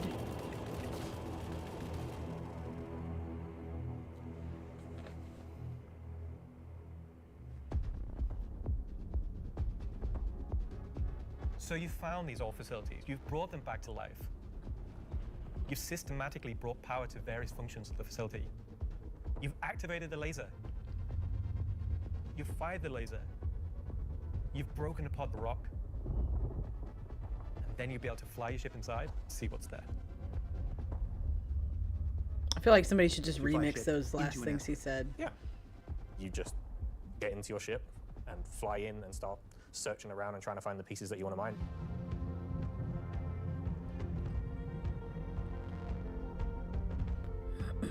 I'm really excited about Rockcracker because it's a sandbox activity. You can kind of go to these whenever you want to. This content is for players who enjoy mining, who enjoy exploration, investigation, and don't mind a little bit of FPS content while they're there.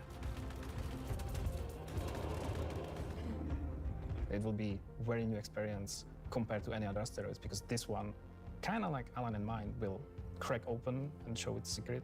And one presumes you can make a decent amount of scratch on an asteroid that's big enough you fly your spaceship into it. It wouldn't be worth doing if you couldn't make a good amount of coin. Yeah. Making promises for the econ team. Yeah. They've got to balance it. It's for people who want a lot of minerals. When crafting comes in, when all the other mechanics and features that we want in the game for 1.0 come in, it'll be a place where like an organization or a group of like 5-6 people could come and just get a monumental amount of minerals. Yeah, they So are. that's a look at some of what's coming over the next 12 months. In addition to what we've shown, there'll be new mission packs tailored to the People's Alliance and their struggles. There'll be events that invest you into the evolving storyline of all 3 systems we'll have in the game.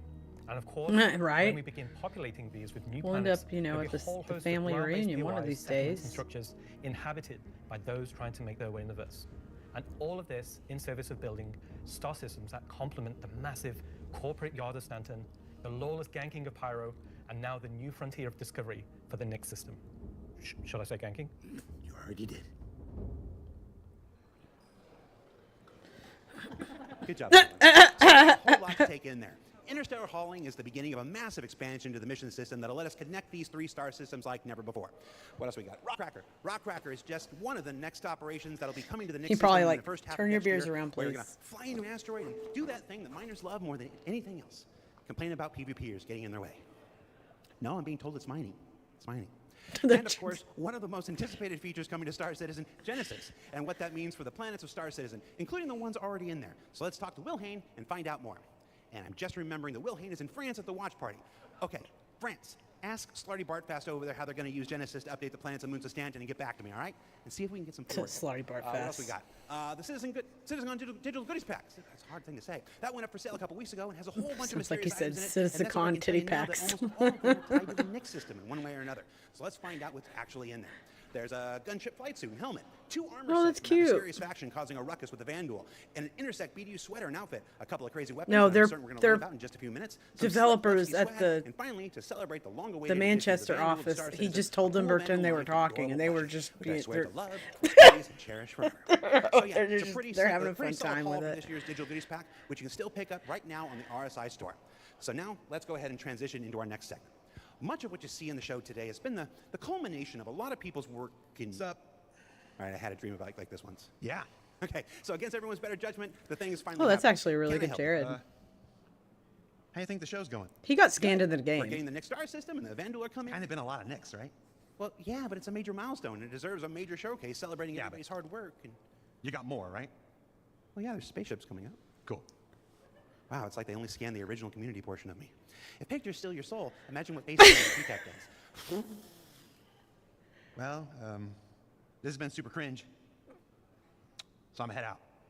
Oh my God, they animated his face really well. Regular CitizenCon is still better. You should have done that. Of course. Thank you. Part of me that isn't a soulless marketing puppet. All right. No. No. Let's just go to some spaceship, shall we? Hi, my name's John Crew. I'm the Vehicle Director here at CIG, and welcome to Talking Ship, where we're going to talk about 3 new ships coming to the persistent universe. Oh, I'm sure it is. A lot of that stuff becomes farmable. The last year has been pretty hectic in terms of vehicle deliveries. I think we've delivered the most we've ever done in a 12-month period, and we've covered all the way from tiny little snubs all the way up to capital ships. We kind of filled out a few little gaps. We've introduced some new ships by some old manufacturers. Yeah, the Polaris come out, and obviously people have enjoyed playing with that. We snuck the Idris in. What's up without next? nobody was expecting it for a while, and it's been a busy year. It's nice to start revisit some of the older catalogue and some of the bigger ships again. I think my favourite So we've ship from the last got year is a tie between the Wolf and the Golem. An hour. Favourite ship from last year? Probably the Wolf. I feel like it's And the a obvious one. I'm half-ish trying to think of something else, left. but I really like the Wolf. Everyone's mentioning the Wolf. The Wolf's everyone's favourite. May not be able to say for all The of Wolf, it. obviously, a return of Kruger, a completely new aesthetic to the game. The Wolf was, it was kind of everything we set it out to be, and it revived an old manufacturer. It is a pretty ship. I will give it that. It is a great looking The Golem, ship. It I makes think me it's think of just a like incredibly well-formed ship in such a small package. Tomorrowland It or just something. Shows off that Drake aesthetic, giving you the absolute bare minimum needed to perform a role. I honestly do really like the Zeus. I think it came out really well. It's kind of hard to pin down a favourite, to be honest, because we've released, a lot of really cool ships. Next year, we've got some super exciting shit coming up. We're kicking off a few big They ones. have puppet which is Jareds. good. I We're would gonna, just make him see, love me. No, again, I'm just kidding. maybe some ships from some manufacturers that don't have that many in their lineup. There's No, a few that would actually be big a cute challenging ones thing. starting. I would so have they're- one for sure. They're good. A breadth of ships, should we say? The 3 new ships we're going to introduce today all tie in some way to the primary factions fighting over the Nyx system. We'll start with the People's Alliance. And Bluster's the prettiest. That's what the puppet would say. She's so military-based brand. It's been a brand that's in Star Citizen for a long time, fighting for lots of military contracts and law, often up against Aegis, and to the point it actually beat Aegis in the past. You will be familiar with a lot of their ships' designs, such as the Hornet and Lightning. Earlier this year, we introduced the Anvil Asgard, based on the Valkyrie chassis, which is an extremely There's a lot of popular people offering. that probably And this wish year, that we're bringing Idris concept wasn't ship we limited, introduced last but year, the Anvil Paladin, to life. they don't want like a bazillion The of them out in the Paladin game is a gunship from Anvil Aerospace designed to support ground operations. The gunship is a ship that's designed to We'll be able to stay in capture sustained some firefight stuff. while dealing a lot of damage, also taking damage. We don't have a lot of gunships in the game, the true dedicated gunships. They are quite a tricky archetype to control in game without being too powerful. It's designed with a lot of firepower and high armor and health, but very low maneuverability. It's multi-crew. It's just built purely for battle. It's got lots of armor, lots of guns, big guns. It's got a very similar squat kind of form to the Valkyrie. It kind of reminds me of, I guess, like a pit bull. Obviously, a very menacing silhouette. It looks quite forward-weighted in its stance. It feels like it's coming towards you, even when it's just sat still. And I think that's something that helps with it feeling intimidating. If we swing round, following the ship round clockwise, what you'll then see is first of the side turrets. If you notice the canopy, you'll see that there's a fairly thick space between Okay, where this is where I get lost in Star Citizen. Like, I like the ships, but I also am not. cover while you're actually attacking the target head on. It's got these really nice You kind of know. dual connected wings with the turrets It's out cool. on the sides, just to try and give as much kind of range for those turrets as we can get. Which is controlled by one of the 2 remote stations underneath the bridge. If we come around to the rear, you'll see a rail. Now that rail mounts Yeah, the the main cockpit turret of the shielding ship, is which is cool. controlled by the co-pilot. So you've got full 360 coverage underneath, full 360 coverage on top with it. And then the side turrets also have 360 coverage. Jesus. And 180 outside ways. So there's 4 turrets really on this have, thing? Between the turrets, pretty much 360 coverage in all directions. One of the unique things about the Paladin is all the turrets are remote. Paladin, and all the that's crew are what it's located called. in this one central 2-story room. A lot of our other gunships, the crew gets scattered across the ship, but with the Paladin, you're all sat together with a nice, cool experience. So Yay. you really feel like you're playing as a group. That is one thing I don't. I like how you have to go off to the side to get to a turret. It's like the intention of what the ship does, because you've I got want this everybody really to be nice together. kind of like gunner viewpoint down, kind of giving this lower coverage. We added a glass floor just to keep the two connected. Oh, that's I think that really helps cool. with the feeling that you're all working together and communicating. That said, if you don't have the ability to fully crew a Paladin, you can still fly it and engage in combat solo. Obviously, not as good as if you have a full That is crew, so but cool. you can't always guarantee your friends are going to be online. As a solo ship, it's pretty capable of doing a variety of missions within Star Citizen. So if you want to run this ship solo, you can take on combat missions that, say, other heavy fighters like the Scorpius or other ships such as the Drake Cutlass could do. Coming aboard Paladin, you enter into this sort of armory, ready room area. You have a variety of suit lockers and weapon racks in this room. Everything's very militaristic, stripped back, simple. It's a very functional space, but you'll find everything you need in there. One of the improvements from the original concept is we've added a small dedicated cargo bay area, allowing you to Oh, store nice. actual SCU crates. Forward of that is the route to the lower gunners, and then upstairs Yeah. you have the bridge area, and then off that central area you have the dual living quarters, one on the left, one on the right, and then at the rear you have the main sort of engineering area where the majority of the components are. Also within the upper traversal area you also have a little breakout area with seating, food machine, toilets, etc. I think it's a very cool looking ship. I think we did a really nice job of taking what was there in the concept and adding an extra level of detail, trying to kind of push things forward. I think it hits the nail in terms of a really solid military ship. It's really Yeah. complementary to some of the other ships in the Anvil lineup. So something Really like nice Valkyrie, shape. where you've got this big drop ship. You know, Yeah. the Paladin's there just to make sure it's safe, make sure no one messes with you, and just basically scare people away. The thing I like most, I think, about the Paladin is that it's very clearly got a crew of 4, and they all kind of work and operate under the same conditions. You know, the pilot, co-pilot, and the 2 gunners, they're basically all equal on the ship. There's one toilet, everyone's got the same style of bunk. When they're at work, everyone's at the front of the ship together. It's really odd to me that you called out, you like that there's one toilet for 4 people. Well, you know, it's you all work together. You're all equal at work. You're Toilet seat never gets cold. Toilet seat never gets cold. Yeah. So that's the Anvil Paladin. Whilst originally a military-built craft, it's the perfect ship for folks on the frontier. All trying to right, defend take against care, threats. Super Chair And talking of Destroyer. threats, Thanks for let's coming move to our by. next ship, a replica from Hesperia. Hesperia are a high-end manufacturer. They specialize in recreating exotic and particularly alien spacecraft. Effectively what they're doing is they're remanufacturing them, making them a little bit more suitable for kind of human flight. And the latest offering from Hesperia is the Vandal Stinger. The Vandal are big, scary space aliens. They're like 7-foot-tall, evil war race that sort of take over, steal technology, absorb it, fuse it all together into their own needs. They are the relatively nasty aliens that you sometimes hear about and haven't seen much of yet. They also make really cool spaceships. The Stinger as a Vandal heavy fighter was reserved for their higher tier sort of ace pilots or high-ranking members within their clans.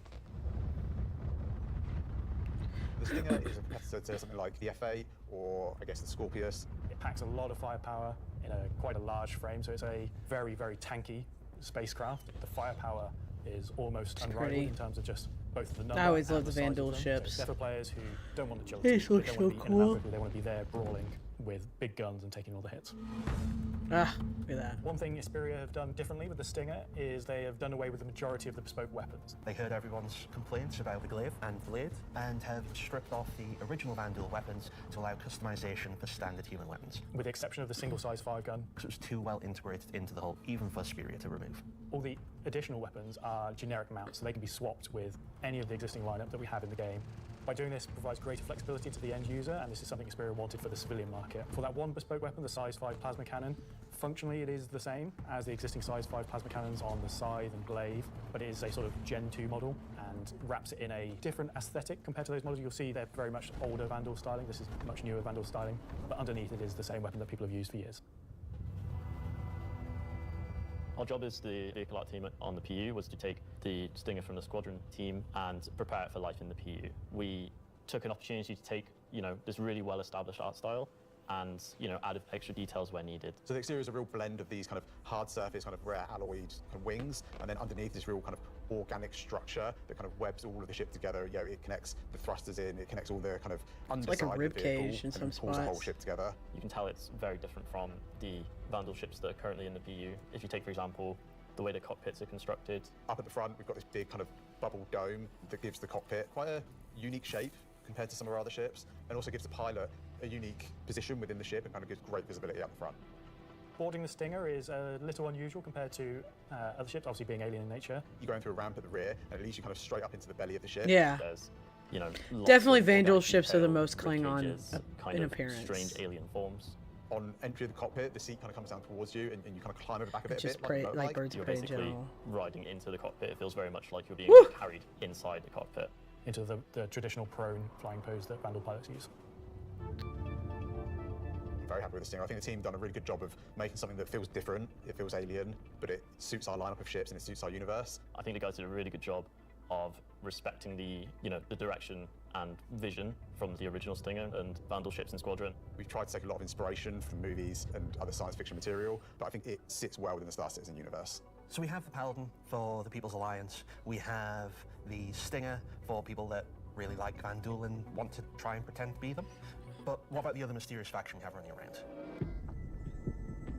So Gray Chowdhury got his start as he was working at a cargo center out in Odin. He started being able to get his hands on some stuff that other people couldn't, items that necessarily you couldn't find on a store shelf, but you wanted anyway. I think Gray is interested in, happy customers. Gray just sees themselves as a conduit to get these things in the hands of people who would appreciate them. And I think that his latest offering is really going to turn some heads.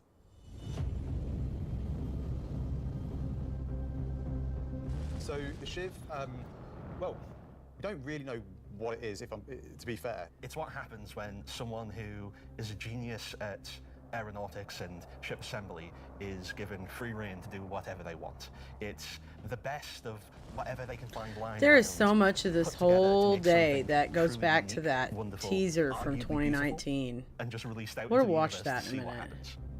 Because this Shiv At thing, first I'm glance at the pretty exterior sure of the that ship, was in I that think teaser. Most people will probably As a recognize there silhouette, is more than a fair like proportion of the literally colours 5 years ago. visible there, but it's had 5 quite or a few 6 changes years to ago. it. As you look a little bit closer, you'll start to pick out elements from other ships. You've got, main thrusters that are from the Valkyrie. Even the bits that are obviously a Cutlass have had panels welded on, panels removed. The top turret, which is now remote, is just this hodgepodge amalgamation with multiple other ships' turrets. Yeah, that is cool. And then the changes continue onto the inside, where again, it sort of feels Cutlass-like, but then you'll find there's bits of Crusader ships just integrated into the wall instead of what was there originally. It has lost its side entrance, some of its cargo capacity, but what it's gained. I like the gained name, the visually Shiv. More powerful thrusters. Very appropriate. It's gained a really kind of nice set of belly thrusters. It's upped its firepower. As ever with the refined work from Gray's Market, you can see that great care was taken to the health and safety to ensure that there's no trip hazards anywhere. There's like loose cables, panels are exposed. If you look carefully, you'll I notice get there are super like, mad tools at laying trip around in the hazards. cockpit. It's getting a toilet. Bucket. Yeah, it's one for doing something, you need a second one to wash your hands. It's not an animal. It has very much taken that ethos of Drake and moved it down a level, which I think is quite an achievement. Just look at this thing. How do you even begin to describe the madness that created this? It's the Shiv. It's a kit bash. That's awesome. Good for them. This is something new and different for Star Citizen. Where did it come from? I'm not going to answer that. Just Nope. nothing. Just No comment. Gray goes to places and talks to people. I mean, there are just many ways to find these things that, are they legitimate, manufacturers? No. Are they operating on the right side of the law? Maybe not, but, money's money. Does Gray have a motto, an ethos to live by? It probably comes down to, don't ask where I got it. Don't ask how we got it. Don't worry about it. Just ask if you want it. I think the Shiv is for someone who's looking for something a bit different, a bit away from the norm, that just wants something that's unique. It's definitely for people who like a rustic aesthetic. It's a fun ship, but it's also really strong, to be honest, and it's absolutely a statement.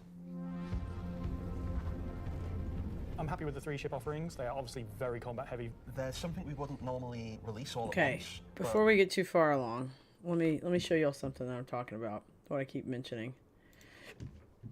Pardon me. Let's find it. 2019 sneak peek Star Citizen. There it is. Found it. The visual teaser. That's what it's called. Okay.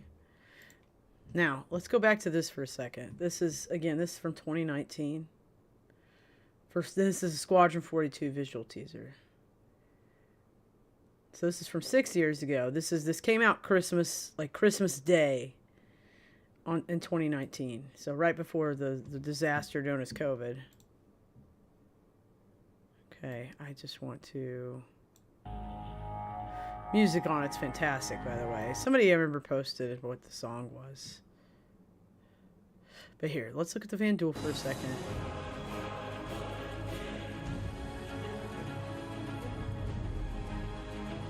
Okay, because I want to show y'all what I'm talking about. So when we were talking about the Stinger earlier, I was like, okay, like, I thought we were talking about this big guy. There's the glaive. Maybe that's the glaive. That's the blade. See, they showed us the Stinger years ago. Now, I think it's been around, like, as far as visually. See? I'm pretty sure that's the Shiv. They showed this to us years ago. That's the Shiv. That is absolutely the Shiv. Boom. I'm smarter than all you. Well, I'm not smarter, but I remember things. But that is absolutely like early Shiv. I'm just telling y'all gotta know all the things to know. So we know that this is gonna be something to expect, because if the Shiv just is coming out, whatever this is, which... Yeah, so a new Mustang. In fact, this one I'll slow down. This one's...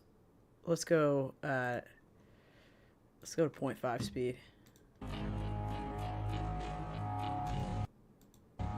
See? That is 100% the early iteration of the Shiv.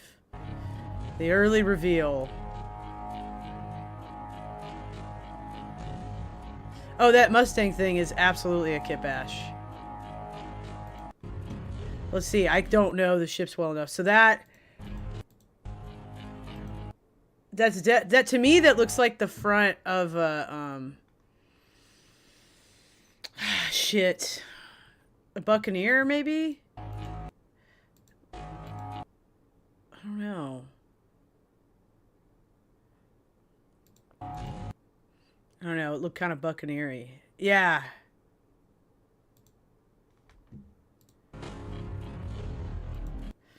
Seriously, whatever this is gonna come along. I guarantee it. Yeah, that's what I'm saying. I think it's the Buccaneer on the front. I even think it might be the Buccaneer on the tail end. The wings, though, are weird. Like, what is the mid-torso part? And the downward wing thing. Hey, Nick. I feel like that's buck engines and that's a buck front, but that's not a buck in the middle.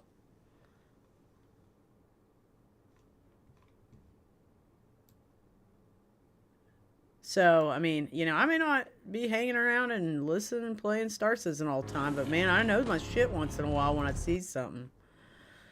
So yeah, that to me looks like a buck in the back, but the middle, those wings, I think it's something else, but the wings are just pushed like they're down, and that's what's throwing us off. Yeah, that's like, that whole thing's like half Buccaneer. Maybe... Let's look at the shape. I mean, it kind of may be the Buccaneer wing. I don't know. It just looks like it's like half Buccaneer and half something else. Oh, you're right. It is a front of it, maybe. But I don't know. We're sitting there saying it's Buccaneer. But it's not as... I don't even know if the arrow was a big deal back then. Because... Oh, you're right. It's Mustang. So the middle of it's Mustang.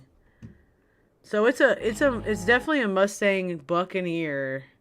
But I don't know. It doesn't look like as much like the wings on the Mustang. Because, like, right there, I'm trying to do frame by frame here. Right here. I'm trying to catch it where it turns orange, but before it goes away. Hey! Okay. Yeah, buck engines, Mustang body. But the front of it, I feel like is also the buck. Like, I feel like it's buck, Mustang, buck. Because that front, somebody said it looked like an arrow in the front.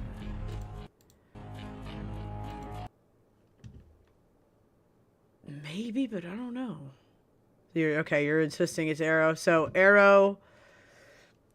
Okay, so let's just... Because I'm looking for, like, the way the arrow goes like this. It's a little flatter. But you're right. It's the arrow or the hawk. But remember, the hawk wouldn't have been out then. This is 2019. Would the hawk have even been out?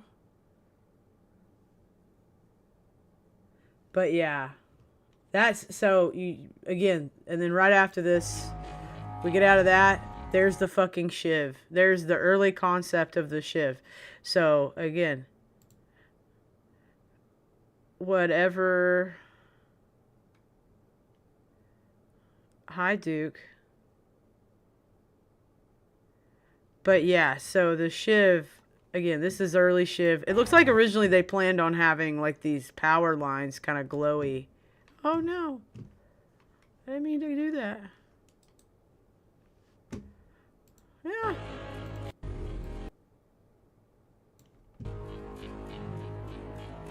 And like I said, this is the first time we saw the Stinger. We didn't have a name for it. We didn't know. We just knew it was Van Dil's ship.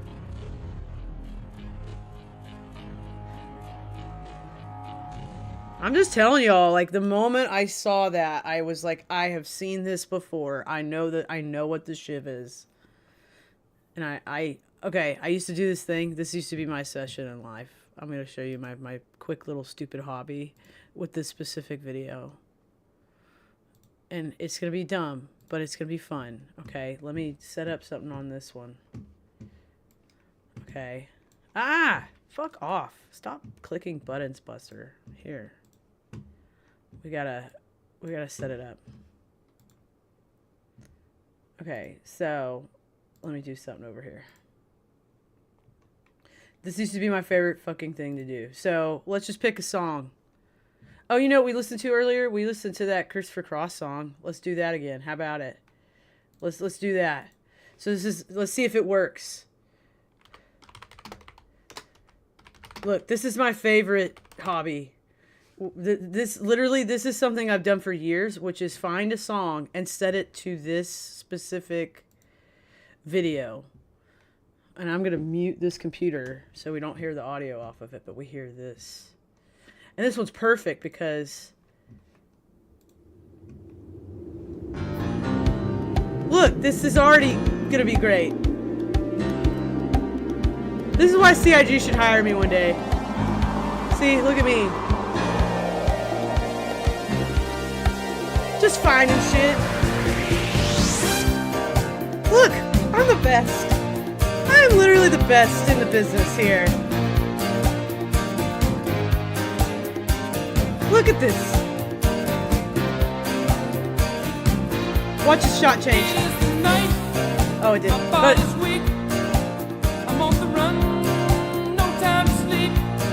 I picked the best songs.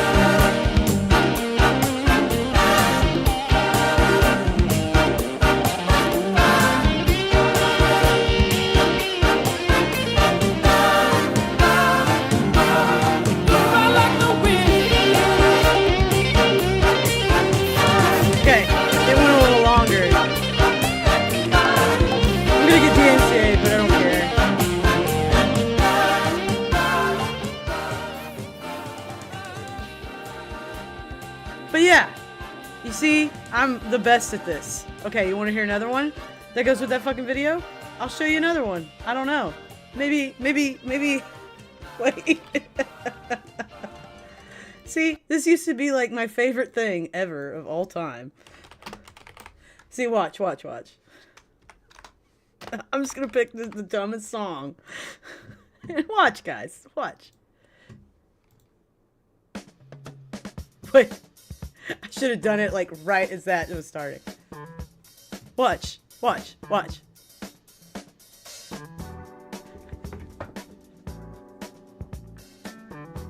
Totally different vibe.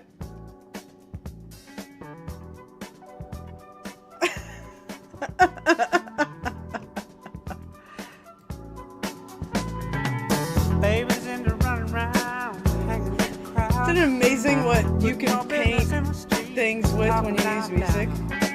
Saying you bought us this and that. How much you done spent? Totally different vibe, same video. Must believe it's all heaven sent.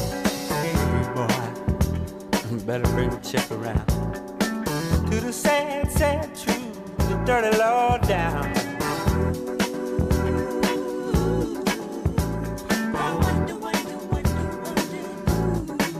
Taught her how to talk like that.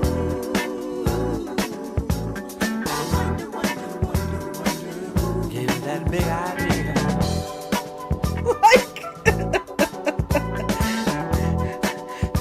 Star Citizen through my ears and my eyes is the best Star Nothing Citizen. you can't handle, nothing you ain't got. Put your money on the table and drive it off the lot. Turn on that old love light, turn a maybe to a yes.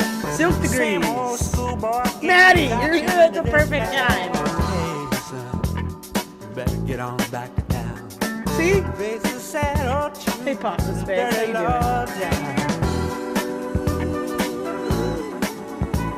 I wonder. Put those ideas in your head. Enough of that, though.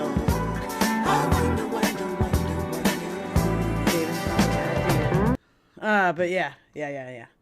I'm the best at picking songs. I swear to God, this is the one thing, like, I've made this joke for years to a few people that if I was ever for some reason on a cinematic team, I would absolutely 100% be in charge of the music. Like, I'd be like, nope, I pick the best songs every time.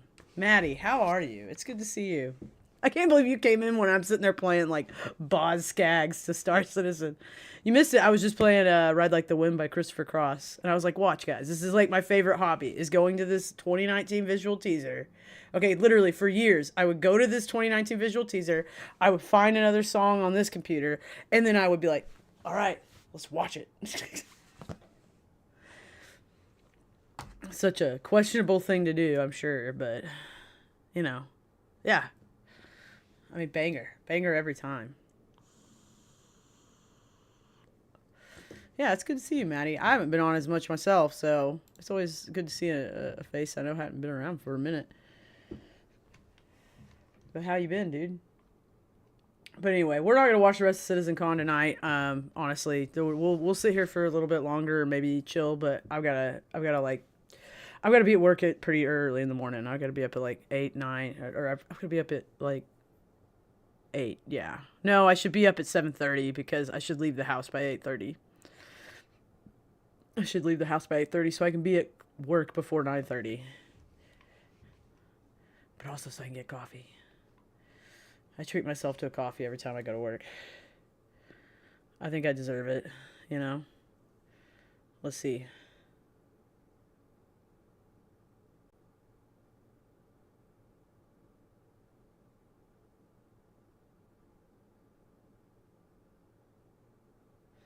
Yay, okay. Work stuff. Sorry. Work, people. I had my last day at work last Thursday. Now I'm in between jobs and unemployed. Oh, dude, I'm sorry. Yeah, I got work in the morning. Bartending. You can always find a job as a bartender. I'll tell you what. But, you know, you have to talk to people. So. But yeah, anyway, there you go. So if you're not aware, by the way, if anybody wants to link to this, that's especially if you're new, like when I say newer, you're like 5 years or less in the community.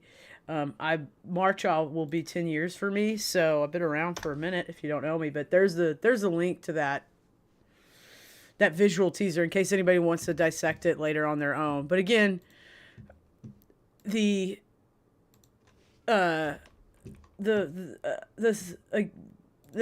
is not the first time we have seen this ship, the Shiv. The Shiv has absolutely been watched before or seen before, and it was almost 6 years ago. So that's pretty wild.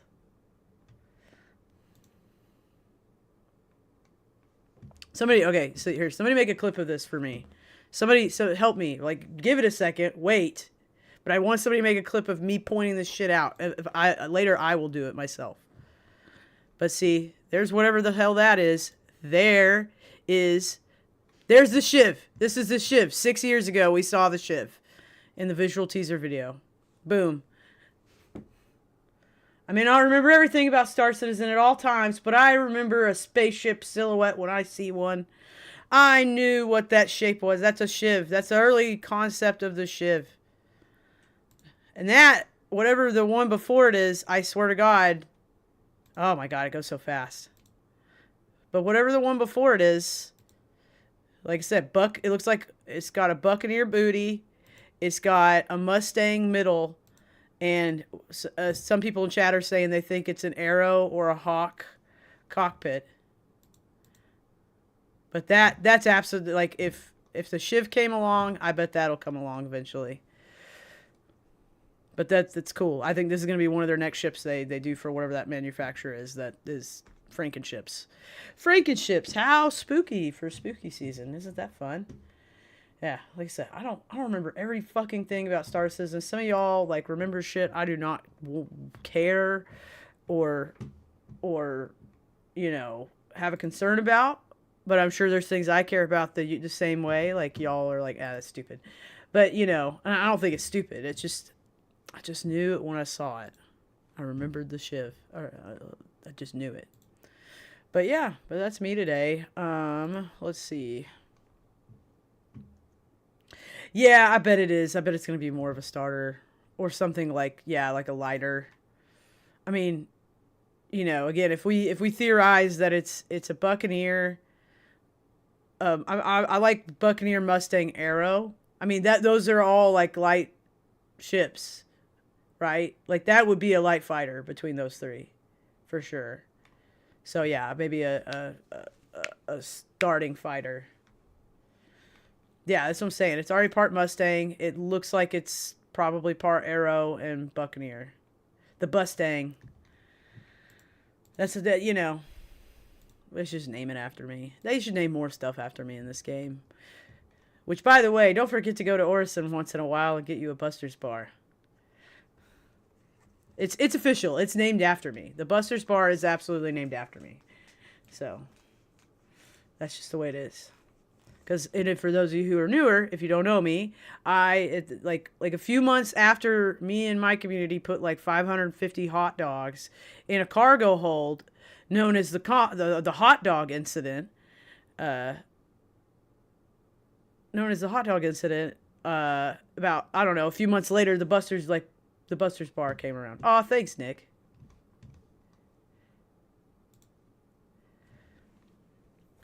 But there you go. Thanks, Nick. I appreciate that, dude. Let's see. I can't even hear it. Can I hear me? Oh.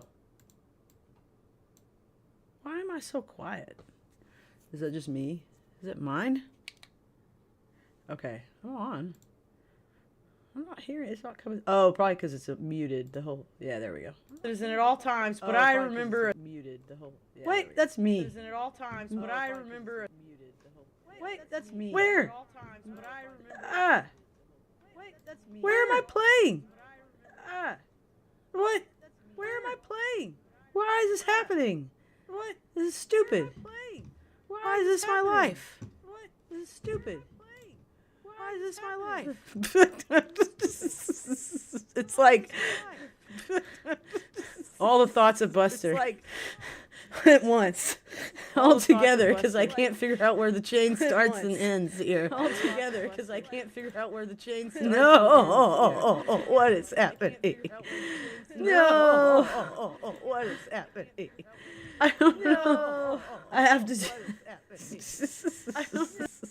Okay, I have just to mute all of it. I can't figure it out. I don't know. I can't figure out where else I'm open and on this computer, or on this one. I'm definitely not open on. But there you go. I'll watch it later. I'll watch the clip later. Oh no, Stan Groper. Yep, we're having a problem. But anyway, thanks y'all for watching today. I really appreciate y'all coming by. If you're what do you call it? If you're a Star Citizen player and you'd like your face made up, please in the Twitch chat, because I can only really do it. I need to figure out YouTube stuff.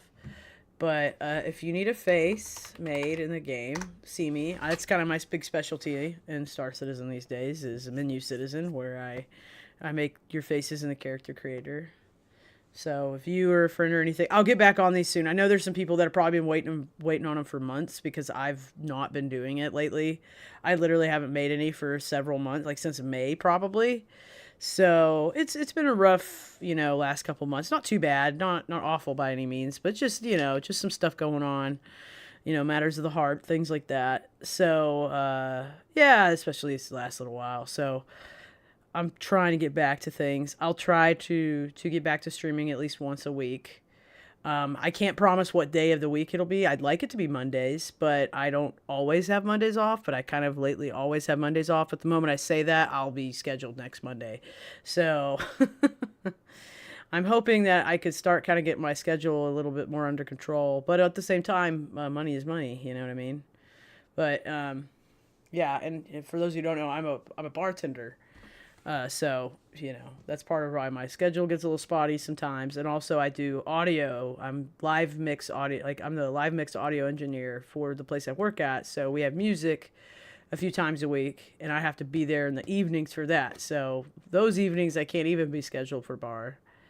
And then they know if I have too many days, like usually Tuesday and Wednesday I'm on a double, because on Tuesday I do bartending and then management at the end of the day, and then Wednesday I bartend at the beginning of the day, and then I have music at the end of the day. And I've been getting particularly worn out lately with back-to-back doubles, and I think my bosses have noticed it. I get a little bitchy, and so they went ahead and they didn't schedule me Wednesday afternoon. And it's hard for me to stream in the afternoons because of the heat right now. Honestly, like when it's colder outside, I can do better in the daytime because I don't have to run, my room doesn't get burning hot.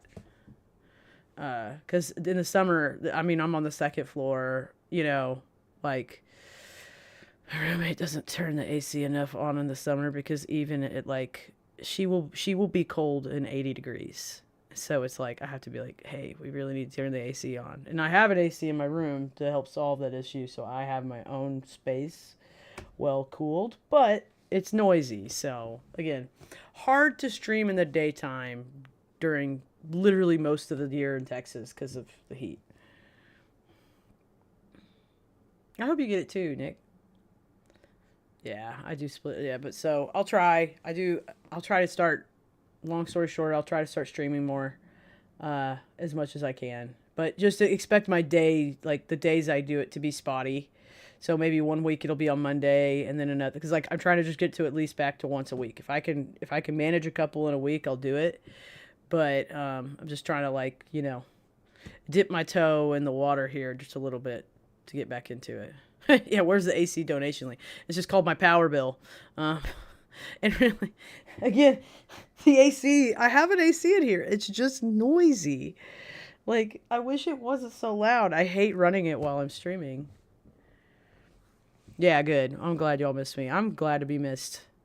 It's like I go to the Bar Citizens and everybody knows me, and it makes me feel better, because it's like, you know how it is with this stuff. Like the moment you walk away and you stop streaming, nobody cares anymore. Like you're irrelevant. Like you're not on it. You're not on top of it. Blah blah blah blah blah. Like even CIG doesn't send me free ships anymore because I mean they're smart. Like they don't want to send somebody ships to give away. When I say free ships to me, I mean for me to give away to y'all.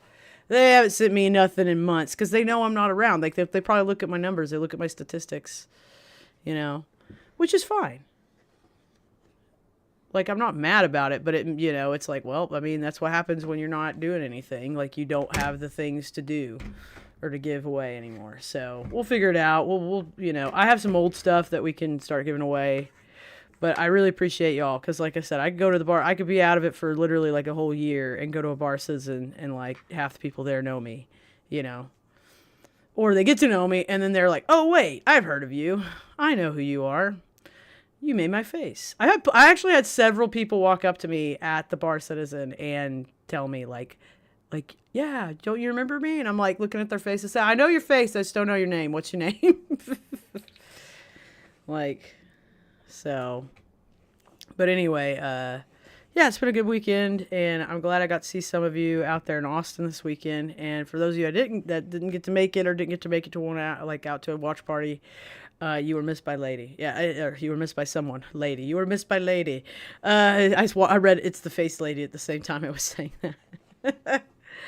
But yeah, but thanks guys. I really appreciate you being here, and I really appreciate Astropub throwing us the raid earlier. That was really cool. That was really badass. It always feels good to have your buddies go, here's like 100 people in your chat right now. And thanks for being here. Like, I know there's plenty of y'all that just rolled in on your own without having to be rated over by somebody else and all that too, like Nick and Coffee and some. Well, Coffee, I think you came along with Astropub too, but you would show up anyway without a raid. Maddie, Stickman, all y'all that came over, whether you came through the raid or you came just on your own fruition. Thank you for being here, and I really appreciate you. And again, if you need a face, come see me. I'll type that into chat one more time. ! Face. Yeah, and like it says in the title, I've been reading Asimov lately, so if anybody wants to nerd out about Asimov, I'll see you guys next time I stream, and we can talk about that, because that is, I'll have read more. Hopefully by next week, we'll be most of the way out of the next book, honestly. Because I'm pretty quick, usually. Maddie, that is personal, and I didn't need to know that. No, I'm just kidding. I'm sorry. I'm terrible. I'm terrible.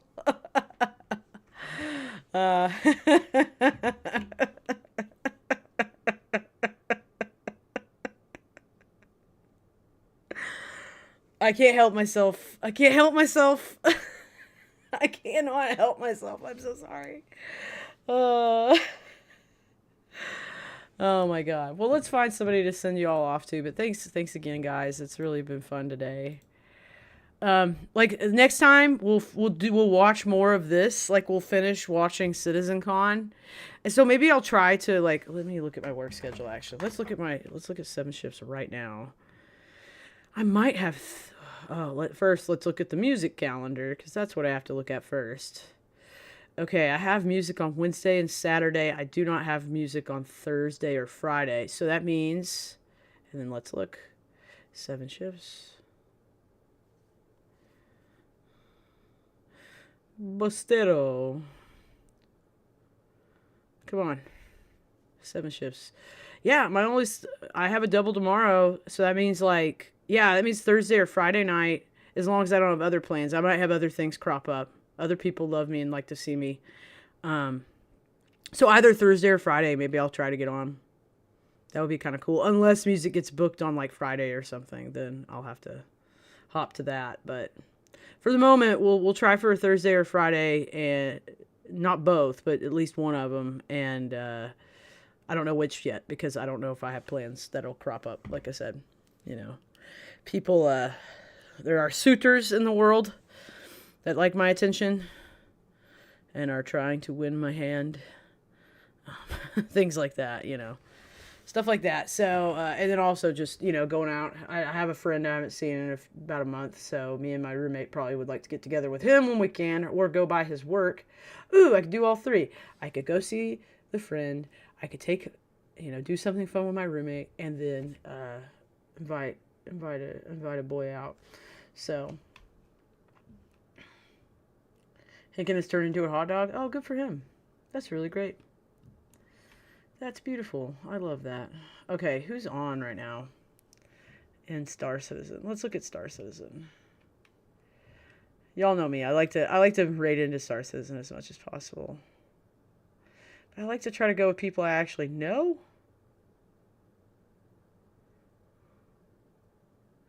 But I don't want to send you to somebody who's like where I was with the things.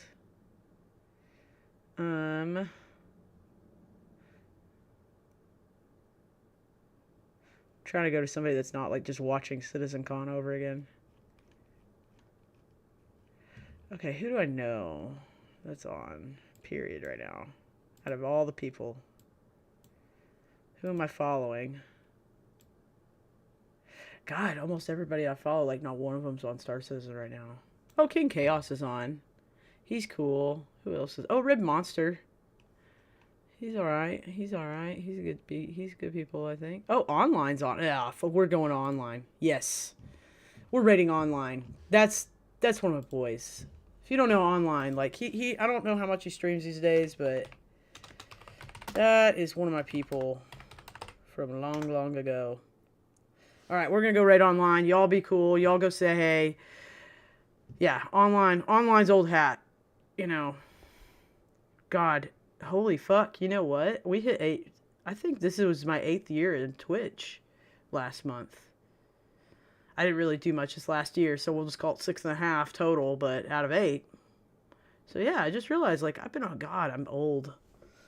Oh, it's so weird to watch old streams of me. Somebody was like watching an old stream of me today, or an old video, and they were like, oh, I really like this, and I'm like, I know, but I was like fucking 29, bro. I was like 29. Now I'm 37. This fucking game. Alright. Y'all go say hey to online. If you got any of my emojis, which most of you don't because I only have like 3 subscriber points, use those. And if you would like them, maybe think about subscribing to me. I'll try to be on more. Anyway, yeah, I'm 29 again. I know, I'm 37. Don't tell anybody, though. Okay? I'm 34. We'll just say I'm 34. How about that? Maybe 32. I feel like that's pushing it. I think 33 or 34 will be okay. But anyway, y'all have fun with online. Thanks for being here, and we'll